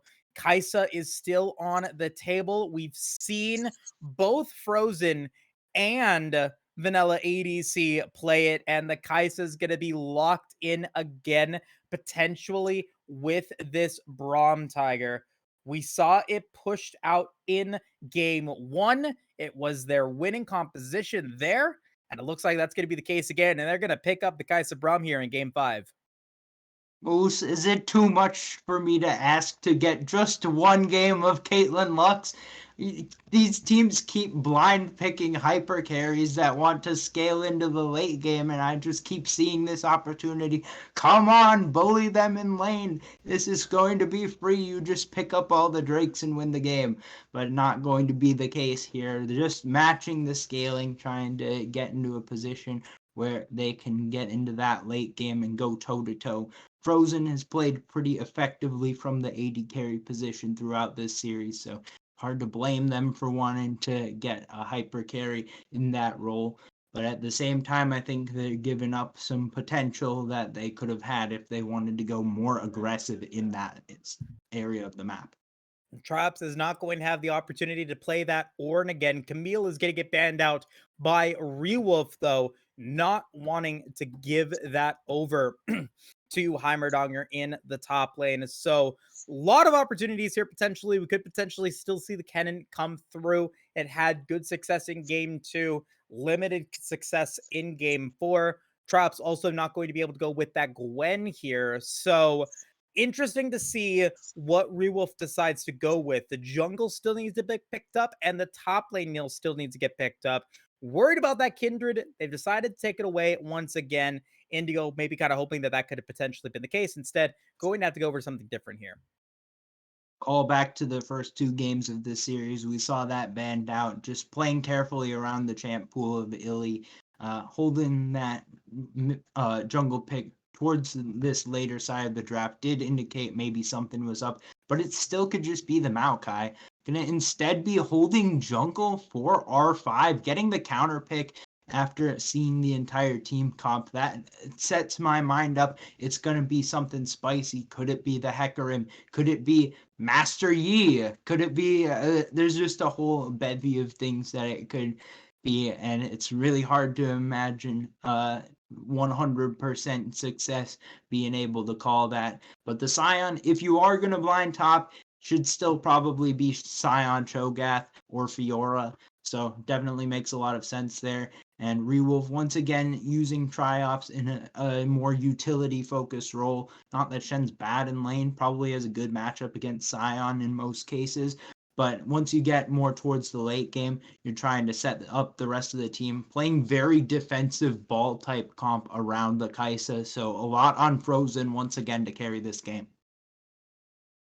Hey, it's the Darius coming out probably in the jungle, unless it's a Nautilus jungle, maybe. Okay, okay, all right, guys, all right. Hold your horses here. Apparently Pro Draft sucks. It's Graves in the R4 pick instead of the Scion, and it's Gangplank as the R5 pickup here. So it's Graves and Gangplank as the final 2 pickups for Indigo. Graves makes sense here for Illy, like you were talking about, a more carry style jungler could potentially scale up as well. And now you've got the GP, something that Heisenberger has played a couple of times here in the AML to pretty solid effect. Shocking news that Pro Draft sucks. I'm honestly proud of it for holding up as long as it did. We've had experiences with this tool in the past. There's a reason why new tools have been developed since. But hey, I mean, it got the job done for us pretty well today, so respect there.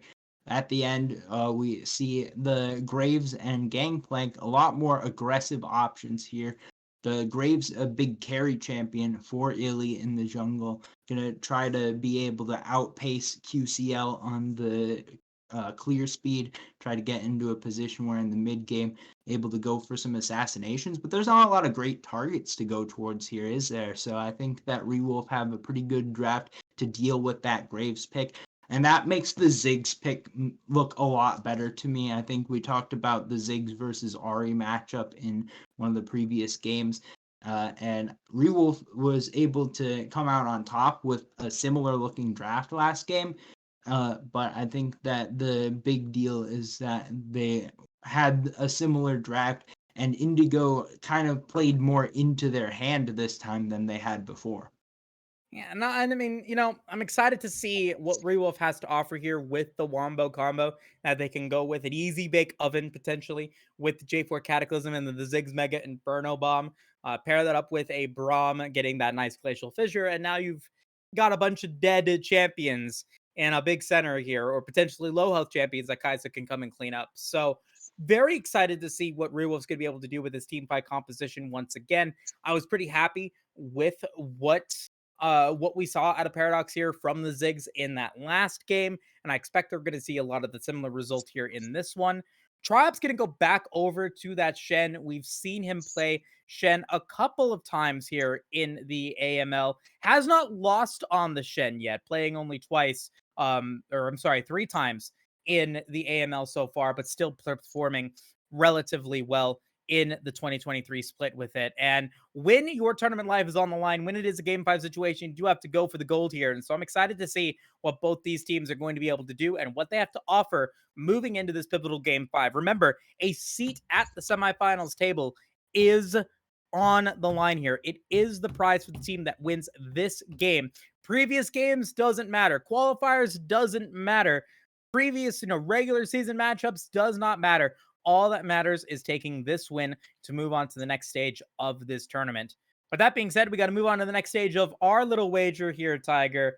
You were correct in showing us that it was going to be a Mountain Soul at some point in this game. What do you think it's going to be here in game 5?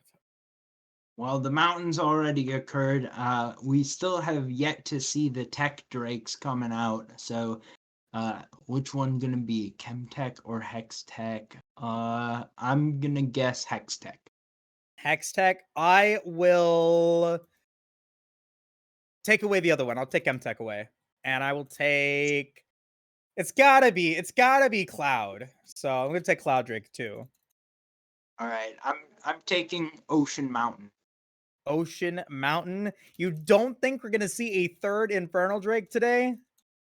Infernal's just been low prio throughout the whole split. It was strange to even see it twice in one day, honestly.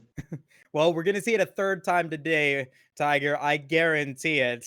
We're gonna take a quick break, and when we return, we're gonna find out what Drake Soul it is and who is going to go into the semifinals. We'll be right back.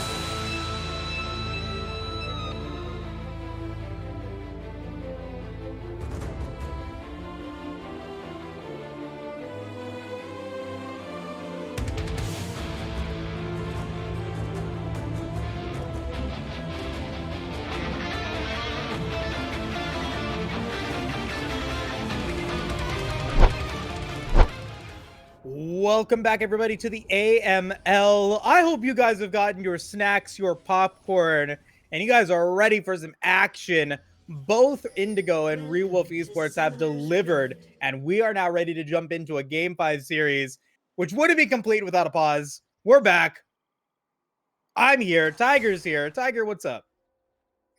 I just thought of a fun mini game, but I think that if I was to do it, I'd have to send someone on a stat gathering mission. But my thought was we should guess how many kills there have been total throughout the series through the first 4 games. How many do you think about, Moose? I'd say average around 20, so I'd say around, let's say 83. 83. I think that's pretty reasonable, but I honestly think that it's probably a little bit higher than that. So I'm going to go with about 92. I'm not sure if we can allocate a stat person towards that. I don't know how many resources we have. Of course, we appreciate once again Wookie on our production, giving us all of the best visuals for the day. But other than that, fair to say that we've had some back and forth gameplay. We've had a lot of fighting going on between these two teams, and that is likely to continue throughout this game, even being seen here at level 1.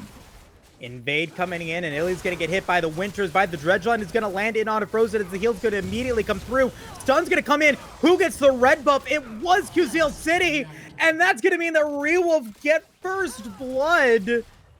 Now let's see if they're going to be able to get any more out of this one. Vanilla ADC might be the target to be forced to flash out of the way. Rewolf will take what they got.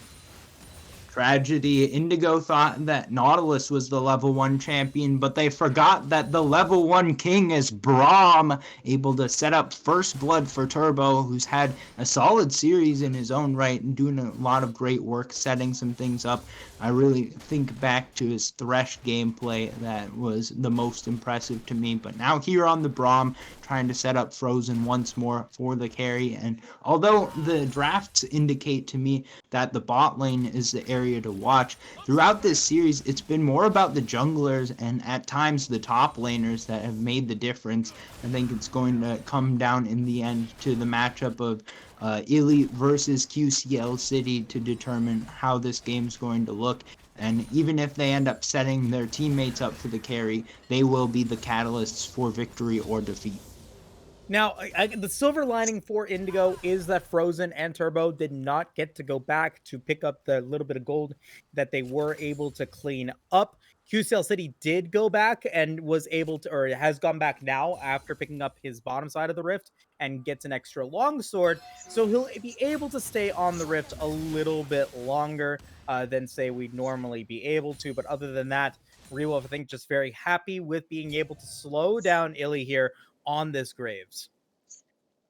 I would like to go out and make a bold claim that I think QCL City should build Assassin Jarv in this game. I think that the biggest value that could be gotten is just being able to delete Vanilla off the map before the first reset can come through. And by doing that, there would be more value than being a tanky frontliner, which is why I think that the best option for QCL City, particularly with the teammates available, would be the assassin build. Good shielding coming in from Turbo. Frozen is going to go down. Teleport is going to come in from Triops, though, and they're going to try to pick up some kills here. Will they be able to land a stun? They're not going to be able to do so. And Turbo, Nobo, and Triops are now going to have to run away. Dredgeline could be about ready for Kiwi, but no. A little bit of a misplay coming in from Rewolf. Not going to get any value out of that TP. Yeah, unfortunate there, and nice job pulling off the dive for Indigo, making up for some of their early miscue in the 3v3 jungle skirmish.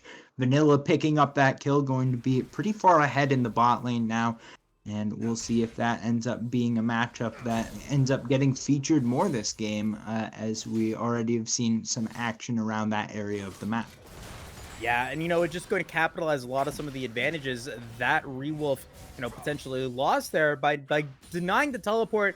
It's going to give, or by not getting any teleport play, Heisenberger is now going to have the teleport advantage, going to be able to push the wave forward, going to have the CS advantage, being able to CS for free there. it just compounds the already bad situation. Vanilla ADC coming back with a Noon Quiver comparatively to Frozen, who has a longsword and a dagger. It's all good news for Indigo, especially in the bottom lane here. Of course, the game is obviously far from over, but it's those plays like that, especially as we get further into the bracket, that could make the difference between winning and losing games. So we'll see if that comes back to bite Rewolf as we move into the next phase of this pivotal matchup. Hextech Drake is now spawned, so an opportunity for either one of these teams to pick that one up. Meanwhile, we are going to get a play in the bottom or in the mid lane. John is going to get knocked up by QCL City, and a great play by the Rewolf jungler. And we keep seeing activity come out from these junglers going for ganks. And this time, John not able to flash, no ultimate available. And that means that it's just a clean gank coming through from QCL City for the kill. Once again, we're getting a lot of activity, and I think that this is a good moment for me to give a quick update on what I know from other series. I saw that Team Ambition Shogun led over Team Ambition Distortion in the TA Civil War, 2-1. You can watch that over on Team Ambition org on Twitch. And I already saw that the results are in. I didn't see the game score, although we got a gank top coming through right quick. Heisenberger going to be in trouble, going to drop the cannon barrage, but it will not be enough. QCL City will be able to pick up that kill, but now Illy looking to be able to get something out of this, though. That's the Stand United, and QCL City is going to get out of this one. What a play by Triops, who's now looking to get another kill here. Oh, he gets it! Triops with the Stand United to take the kill away from Heisenberger and Illy. Who says you can't carry on a Shen? Triops making the play happen. It's a 2-for-0 top lane. Rewolf gaining control of this game, up 1.5 thousand gold. Just to finish up my prior thought, it was Sad Boys coming out on top of Death Cards. I don't know the game score, but I believe that was the victory. And I don't have any information on the Iceborne versus Primal Instinct matchup, but I'm pretty sure that we're going to see a lot of exciting semifinals coming through. Great wave clear coming out with that Mega Inferno bomb from Paradox, but that's just going to be enough to delay Heisenberger a bit on that turret plate take. Yeah, really interesting to see, talking about those matchups, really interesting to see Shogun, who, wasn't a top-seeded team, potentially take down Team Ambition Distortion. That's a big win if Shogun is able to be the team that picks that one up. A lot of shakeups in this in the AML to just continue to show that even though you were a top tier team in your division, that does not mean that you were the top tier team like in the league. And we're seeing that here today. Rewolf, was the 4th seeded team in Ionia. 3-3 in their matchup. If they end up winning this series, they're the only Ionia team standing. They'll be the team that goes the furthest in the AML. So a lot of big changes here in terms of how the bracket has established and developed, and it just goes to show how close these teams were throughout the entirety of the AML. Yeah, I think a lot of the difference from the seeding to reality has come from the fact that the vaunted Void division has been absolutely popping off. That is the origin of the TA Shogun team. They're going to be looking to join the Sad Boys, who defeated Death Cards, who are also from that same division. Rift Herald now going to be claimed, but Triops looking for more blood. Going to be able to get the taunt on Illy, not going to be able to use his dash to get out of the way. The collateral damage doesn't work, and Paradox will pick up that kill to give Rewolf a 1.7k gold advantage. They've done a great job in Game 4 and Game 5 of getting these early advantages, and they've found them through getting kills. We saw Indigo in the Game 2 and 3 pick up early advantages through getting resources, through picking up towers. But the way that Rewolf gets leads is for going for those plays, trying to find some kills, and they've done exactly that here in Game 4 and now Game 5. Up 5-1 on the kill count, up about 2,000 gold. They did drop the Rift Herald there, so we'll see if Illy can use that to come back just a little bit, but things going well for Rewolf. Yeah, now up, like I said, 1.6k. Going to be able to get a little bit back in terms of the advantage in the bottom lane. Berserker Greaves completed for Vanilla ADC, whereas Frozen trying to get towards that Kraken Slayer a little bit quicker than their lane opponent.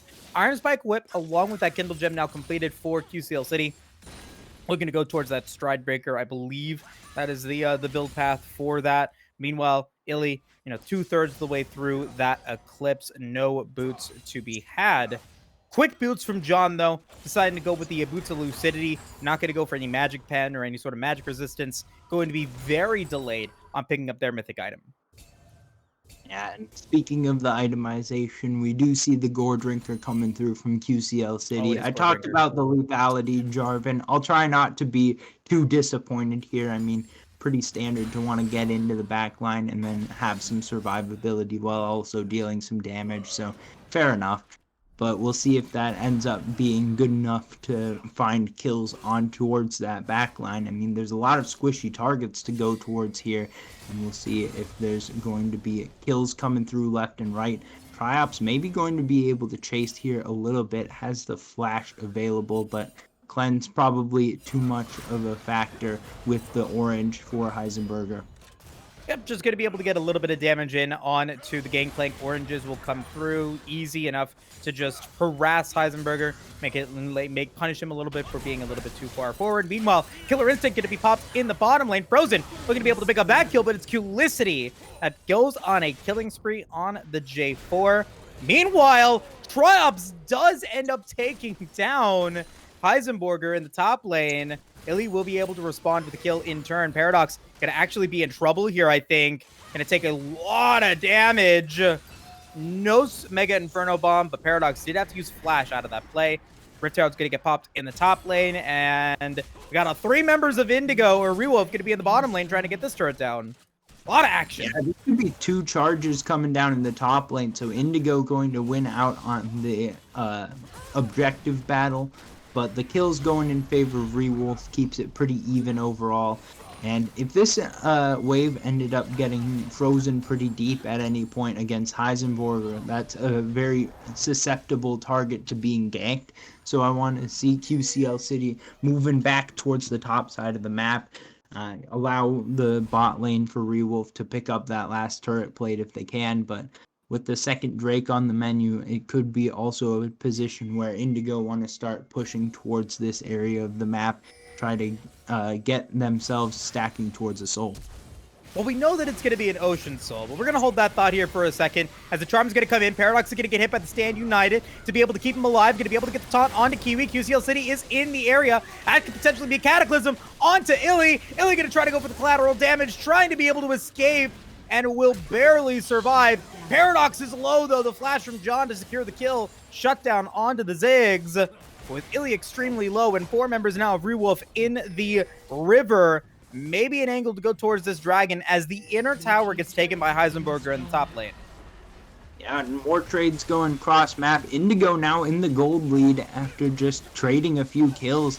They're kind of pulling a reverse of what Triops did in game number 1. Heisenberger now 0-2-1, but probably in equal or advantageous gold state. Now dropping the ulti as well. Chem plants will bloom. Turbo is going to be the sacrificial Braum here to allow for the rest of Rewolf to escape. And what do you know? What do you know? It's a Chemtech Drake Tiger. I take this series 3-2 in the Dragon predictions. Yeah, congratulations on that. But I'm going to have to stop giving you my predictions. I told you it would be a Tech Drake. What a dash coming in from Frozen and QCL City trying to be able to finish the job. Paradox will get the Leandry's proc on to Kiwi. Vanilla ADC is going to be 1 HP, but nope, going to be out of the fight. Makes it a 1-for-1 in the bottom lane. Paradox will be able to come back into the mid lane to survive. QCL City's still in the area and about to have Cataclysm. Illy could potentially be in trouble here. Or fortunate Indigo was that QCL City didn't have the Cataclysm the first time around. Now has that back off of cooldown. So if they end up coming to try to contest this wave, could be in trouble. But not going to be the case here. Playing it out a little safer. Game 5 definitely got a lot of pressure, so not wanting to go too deep. Although these teams haven't shied away from going for a dive if they know they can complete it. Yeah, and that's, I think, that is something that we got to bring into consideration here. We've been talking about it all series. You've got to go for these plays, even though it is a game 5 situation. This is where teams are made or broken, and an opportunity for one of these teams to be able to take a victory here is definitely important. Paradox with some nice fancy feet, going to be able to get away from the Charm, the Dredgeline, and the Zap. I'm going to be able to avoid getting deaths there. So decently good performance in that regard. But, like I was saying, this is the game 5 situation. If you win this game, you do have the opportunity, not the guarantee, but the opportunity to make money here in the AML. So definitely a lot riding on this game. Always important. I think that in terms of making money, I think Paradox should just walk bot lane right now and put down the satchel charge on the tower. Oh wait, did it just go down? It went down to Triops instead. I was going to say you want to get that damage onto your big mage, but Triops doing a good job of attempting to carry with the Shen as best as he can so far. Going to be ganked 1v2. Going to be slowed, now going to be at around half HP. Could potentially use a Stand United to get out, but no, he is going to get shut down. A good pickup here from Indigo. 3 members were shown. So an opportunity potentially to go for a play. The Stand United is going to come, or not come through. The Stand By Me is going to come in. Going to be a dodge there. Paradox is going to potentially be in trouble, and John is going to be able to get the nice kill on to Turbo. Paradox now in trouble. Double kill for John. And an opportunity to potentially pick up a little bit more. QCL City is low. One more Spirit Rush proc available, but not going to be able to do it this time. That is going to be a tower going down in the bottom lane and a tower going down in the mid lane. Indigo now in a comfortable lead. They've gone from behind to ahead in no time flat. Frozen looking to potentially go all in with the Stand United help. It does get the Stand United. Vanilla ADC is going to go down. The taunt's going to come in, and it's a shutdown on to John. 2 kills for Rewolf's marksman. Triops unable to finish off on the 3rd, but great response from Frozen here on this Kaisa, finding the Void Seeker and finding the kills. No hesitation. The killer instinct is here for these teams. Rewolf able to use it with the namesake ability to go in towards the back line, pick up 2 kills. Nice job connecting the Void Seekers to set that play up in the first place. And then Triops right there for it. And that means that we're back closer to even once again. The Drakes split. We've got slight turret advantage in favor of Indigo, and that is what's making up most of the gold lead right now. Gonna have Drake in 40 seconds, and we'll see if both of these sides want to fight over it. Yeah, the gold is definitely a factor here. A 40 gold or 40 CS advantage for Illy on this Graves, a 30 CS advantage for Heisenberger, along with the passive gold that they get with their Q. It is a 90 CS advantage for Paradox on this Ziggs though, which is a pretty impressive number against John. Riftchild's going to be summoned in the mid lane to be able to get that tower to go down, to be guaranteed to fall. Dredgeline's going to land then on to Turbo. As the teleport's not going to come through, this is going to be a 5v5 play. A great Super Mega Death Rocket to take down Frozen. Frozen is dead. No ADC. Big damage now coming in, and no way for Rewolf to re-engage. Triops trying to be able to get out of this one. QCL City will be able to pick up one, going to go into a rampage, trying to be able to make another play happen here. Heisenberger is low, not going to go. Paradox going to survive. Multiple low members on Indigo's side, but it is a 4-for-1 play in favor of Indigo, and they'll go to Dragon. Oh, what a close start to the play, but a great placement on the ulti coming through from Heisenberger makes it so that Rewolf have to fight it, and that means Mr. Kiwiism going to be able to find a good setup on the play, finds the hook into the depth charge. That sets up the first kill for Vanilla, and while Vanilla did fall later on in that fight, it still ends up being enough to shred through the health bars of Rewolf, allow the rest of the team to clean up the fight. 4 for 1, and Indigo once again claiming an advantage in this game. And a shutdown as well with Culicity going down. That means that Rewolf will now fall to about a 4,000 deficit. Not the worst case scenario, but definitely now causing concern. We've seen games go out of control in games 2 and 3. Meanwhile, in bottom lane, Paradox going to be able to get the shutdown in on to Heisenberger to mitigate some of that gold, take it back to within, 3.5k. Oh, Vanilla ADC! Nicely done. Gonna be able to get the Super Mega Death Rocket and also looking to go towards Baron. And getting that reset on the passive is meaningful here because it means more damage to the Baron. Going to be dropped pretty low here. This could end up 50-50. UCL City could try to go in here. Does still have the flag and drag. Not going to be able to make it happen. That's going to be a kill for Illy. Trop's going to try to come through. Going to be able to get the damage in onto Illy. Trying to be able to get someone to go down. But Vanilla ADC is going to get the resets. Double kill for this Jinx. Make it a triple. They go back to Baron, and Indigo are starting to run away with it. This is a pretty dangerous Baron on low health bars. Illy gonna try to survive in the front line, should be able to do so. Fortunate that there's no one that can come up and contest, but Paradox almost has ulti off of cooldown. Got to be able to get out of here, get to safety really quickly. Paradox not going to be able to throw it out in time, and that means Indigo able to clean it up once more. Such a close fight. Both teams doing a great job of front-to-back team fighting there. Frozen just a little bit short on the damage. You just can't match the power of a Jinx in a 5v5. Got that first reset, and then the second, the first reset was just landing the ult onto Paradox in the bot lane, but the first reset throughout the 4v4 team fight, that was the important one. As soon as that comes through, there is no way that Rewolf win that fight. So they're going to have to be able to figure out how to play around that, avoid giving up the first kill of the fight, and maybe find a flank to be able to take out Vanilla at the beginning of a play if they want to be able to win future team fights. Definitely a highlight moment for Vanilla ADC, Indigo's marksman, being able to facilitate that play, as now Indigo are looking to be able to finish the job. Paradox is going to get the Stand United from Triumph to be able to potentially survive. No, pardon me, that was a Seraph's Embrace. Oh my god! Vanilla ADC does it again! Finds another Super Mega Death Rocket. Once again, clutch sniper from downtown, and Frozen finding a snipe of his own. Going to be able to take out Heisenberger. The Baron push will continue, but it will be without the side lane of the GP. Triumph's trying to answer in the bot lane. Going to require some backup here. The 4v4 can break out once again, and once again, it's time to keep our eyes on these AD carries. Who's going to be able to get it, as the inhibitor tower is now going to go down. Kiwi not able to land the dredge line this time, and the inhibitor will fall as well. Rewolf unable to initiate a fight that they wanted, and Indigo will get the inhibitor. Importantly enough, the inhibitor turret did survive in the top lane. Dragon is up in a minute 12, which will mean the Baron will be gone at that point. No one close to picking up that Chemtech soul quite yet. But Indigo have taken an amazing turn in this game, now up by 8,000 gold.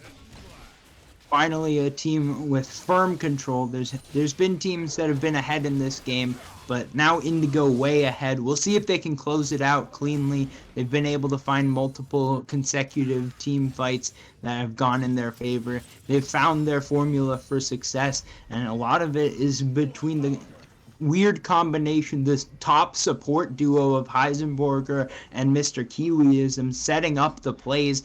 You're going to be able to get great zone control with the cannon barrage, and that allows Mr. Kiwiism to look for the hooks, for the engagements, and it's been quite successful throughout recent times. We'll see if they can do it once or twice more to push us all the way into the Game 5 victory. Looks like Indigo are going to be able to take the Dragon for free. QCL City and Paradox on the top side of the rift going to stop Heisenberger from being able to move forward. An outer tower in this game is still up on the top side of the rift here. Heisenberger is going to be able to keep that alive for the time being. Indigo can now look to go for this Chemtech Drake, get to Chemtech Soul Point as well, and look to be able to potentially use that as a win condition. Meanwhile, Rewolf saying, okay, what can we do here? What gold can we get? And it is going towards the top side of the rift. They get that top tier 1 tower. They get an objective bounty, and now they're looking to reset.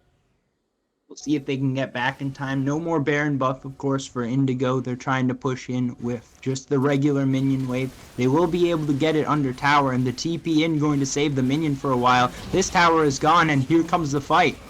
Yeah, going to be able to come in now. Illy's going to try to push forward. QCL City might be the targeted. Tribes trying to come through.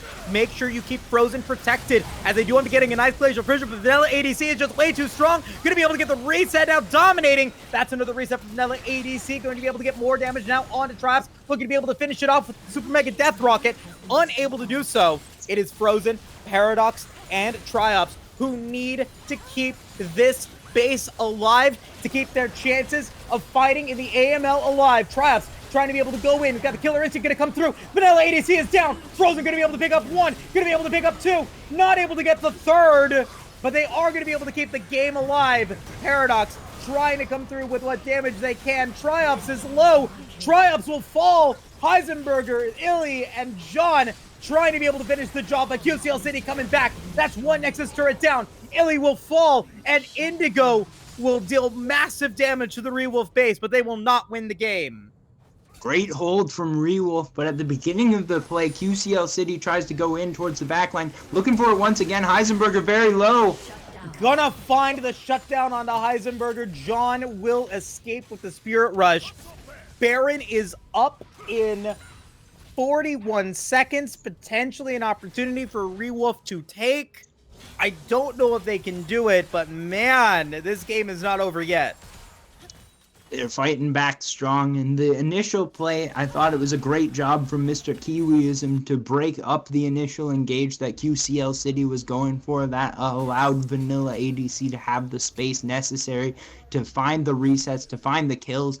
But then Rewolf able to find the miracle comeback engage. Frozen with the killer instinct onto the back line. Gets the 1,000 gold shutdown off of Vanilla ADC. Dies going in for it, but it's enough to save the game. And now with the pick onto Heisenberger, they're going to be into the river first. Rewolf trying to look for the 5v4. No teleport, but Cannon Barrage is available for Heisenberger as they approach the prey.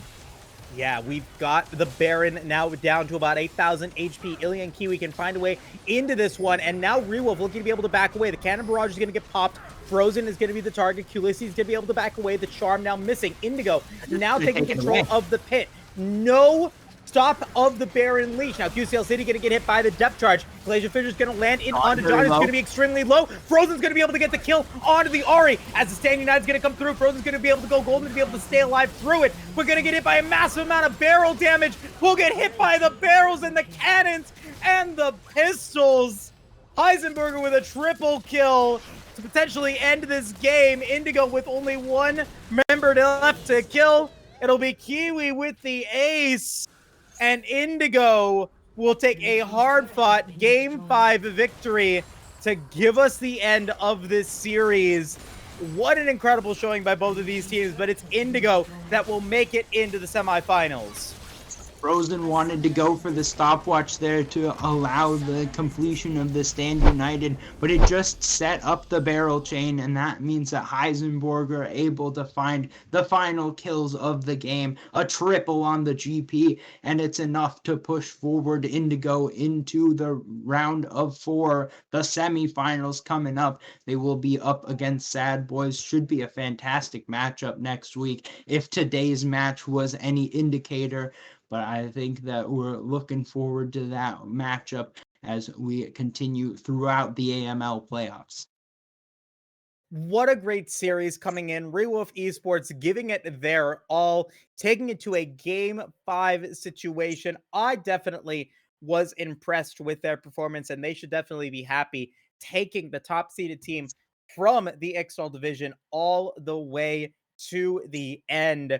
Really, really nicely done coming in from Rewolf Esports, unfortunately unable to finish the job, and they will fall short coming in this one. So unfortunate for them, but congratulations to the side of Indigo to be able to take this series win.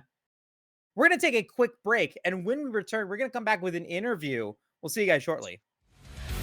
Bringing an everlasting fire, yeah. Cold rivers go throughout these veins. Another torment gets me. The pain is coming out through my waiting ears. So now instead just be let free. Let the lifeless clear the way. For we have come to save you from your pain.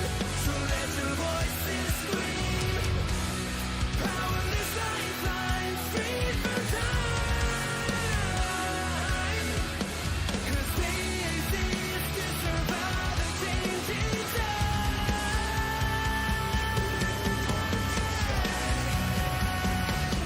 Live my life till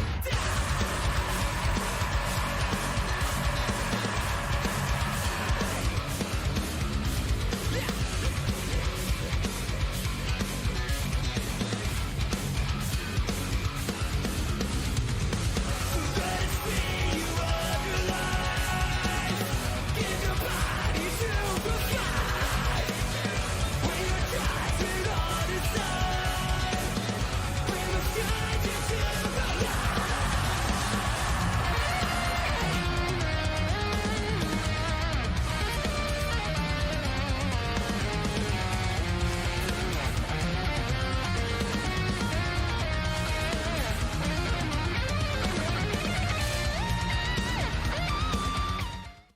Welcome back, everybody, to the Aegis Marauders League. Moose and Tiger here.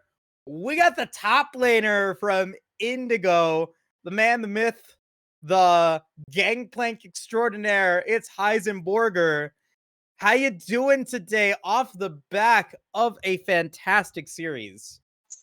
I'm doing pretty good. Fucking tired. Yeah, I'm sure. I'm sure. None of us, I have to say, none of us thought that it was going to be as close every single game that it was. It felt like either team could have took either victory every single game that came through.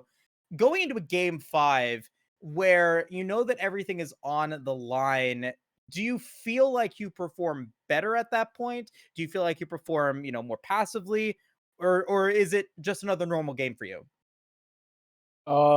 It's pretty much another normal game. I mean, this series was pretty good. I mean, I don't think we ever struggled or felt disheartened when we lost. We kind of just all got on a group party and started watching Netflix and just rode the loss out. Pretended like it didn't happen. Fair enough. Utilizing the new functions on the Discord, of course. But I want to take you back to after game 1. It wasn't like you lost to Triops in the laning phase, but Triops was just such a nuisance as the game progressed. Did you guys just figure out after that all you got to do is ban the Gwen and everything will be all right? Or was there more feelings going on about how that top lane matchup was looking? I mean, realistically speaking, Gwen is just so annoying. Like for everyone to deal with. Like in lane, it's just really obnoxious. Outside of lane and team fights, it's really obnoxious, especially when we're picking like long range AD carries and like short burst mid laners. It's like really aids. So we decided to ban it out. Yeah, it just got much easier. Yeah, you guys definitely showed that after that was gone, you were able to impose your will a lot more around the map, able to win 3 out of the last 4 games. But I saw that going into game 5, you guys got the red side and you had the counter pick one more time, and you used that counter pick to get the gangplank. Obviously popped off on it, but what were you thinking going into that matchup in game 5 trying to go up against the Shen? Were you trying to hard win lane? Was the game plan around the gangplank pick, or was it more looking around how to best support vanilla on the Jinx? Uh, oh, I do not think that much in draft. No, I was watching a Tobias Faye video, and I was like, dude, I kind of want to play Gangplank. So we kind of looked in Gangplank. I didn't even know they had a Shen until after I looked in, to be completely honest. Oh my god. Well, we didn't know you had a Gangplank until we were told because Pro Draft showed us that you were playing Scion. So I guess we were all a little bit, bamboozled there. But moving forward now into next week, Indigo faces off against the Sad Boys, a rematch of your Week 8 matchup. Anything, are you guys excited for jumping into that one? Is there have you guys made some adjustments? Do you guys feel confident moving into that semifinals? Are you trying to not let the qualifier match get into your head? Uh what are your initial thoughts after this win? My initial thoughts: do I want to go to Yeah, 7-Eleven to get some taquitos? But there you go. wait, who are we playing after? Do we know? Yeah, you're playing against the Sad Boys. The Sad Boys? Yeah. I don't know who that is, but Oh, it should be okay. easy. I mean, like, I don't really pay attention, but it Fair should be enough. easy. Gotcha, gotcha. Well, we'll see. We'll see how easy it is. I don't know which game we're going to be casting, but regardless of that, I wish you guys the best of luck in your semifinals matchup. A chance to the grand finals as your prize if you end up winning that one. Any shout outs or anything that you want to give to the community before we let you go? Um, Shout out Kiwiism with the amazing Nautilus hooks. Uh, you kept your you kept those pickle chill, some might say, and me when I Kaiser. Gotcha. I love it. I love it. Thank you very much, Heisenberger, for the interview. Again, congratulations on the win and best of luck in your remaining AML games. Thank you. All righty, and with that being said, that's going to do it today for the AML. If you guys have enjoyed the content, please do not hesitate to join the Discord, follow the Twitter, and subscribe to the Twitch to stay up to date on all of the upcoming Aegis content. We've got the ACL wrapping up. We got the AML wrapping up. We've got, spring 2023 around the corner. A lot of opportunities for more fun and more exciting action underway. If you guys have enjoyed the content that you guys have been seeing here today by Tiger or myself, please feel free to follow us on Twitter. Greatly appreciate your guys' continued support. As always, this would not be without the support of our producer, Wookie Monster. Thank you, as always, Wookie, for everything that you do, as well as the rest of the Aegis Esports community. With that being said, on behalf of all the players, the coordinators, the staff here at Aegis Esports, Wookie Monster, Tiger, and myself, this has been your coverage of the AML. We'll be back again next week for your semifinal matchup at 4 p.m. PST, 7 p.m. EST. So we'll see you guys next time. Until then, take care, stay safe, and have a good day. Promises I can't keep. But if I was gone tomorrow, won't the waves crash on? Is it selfish that I'm happy as we pass?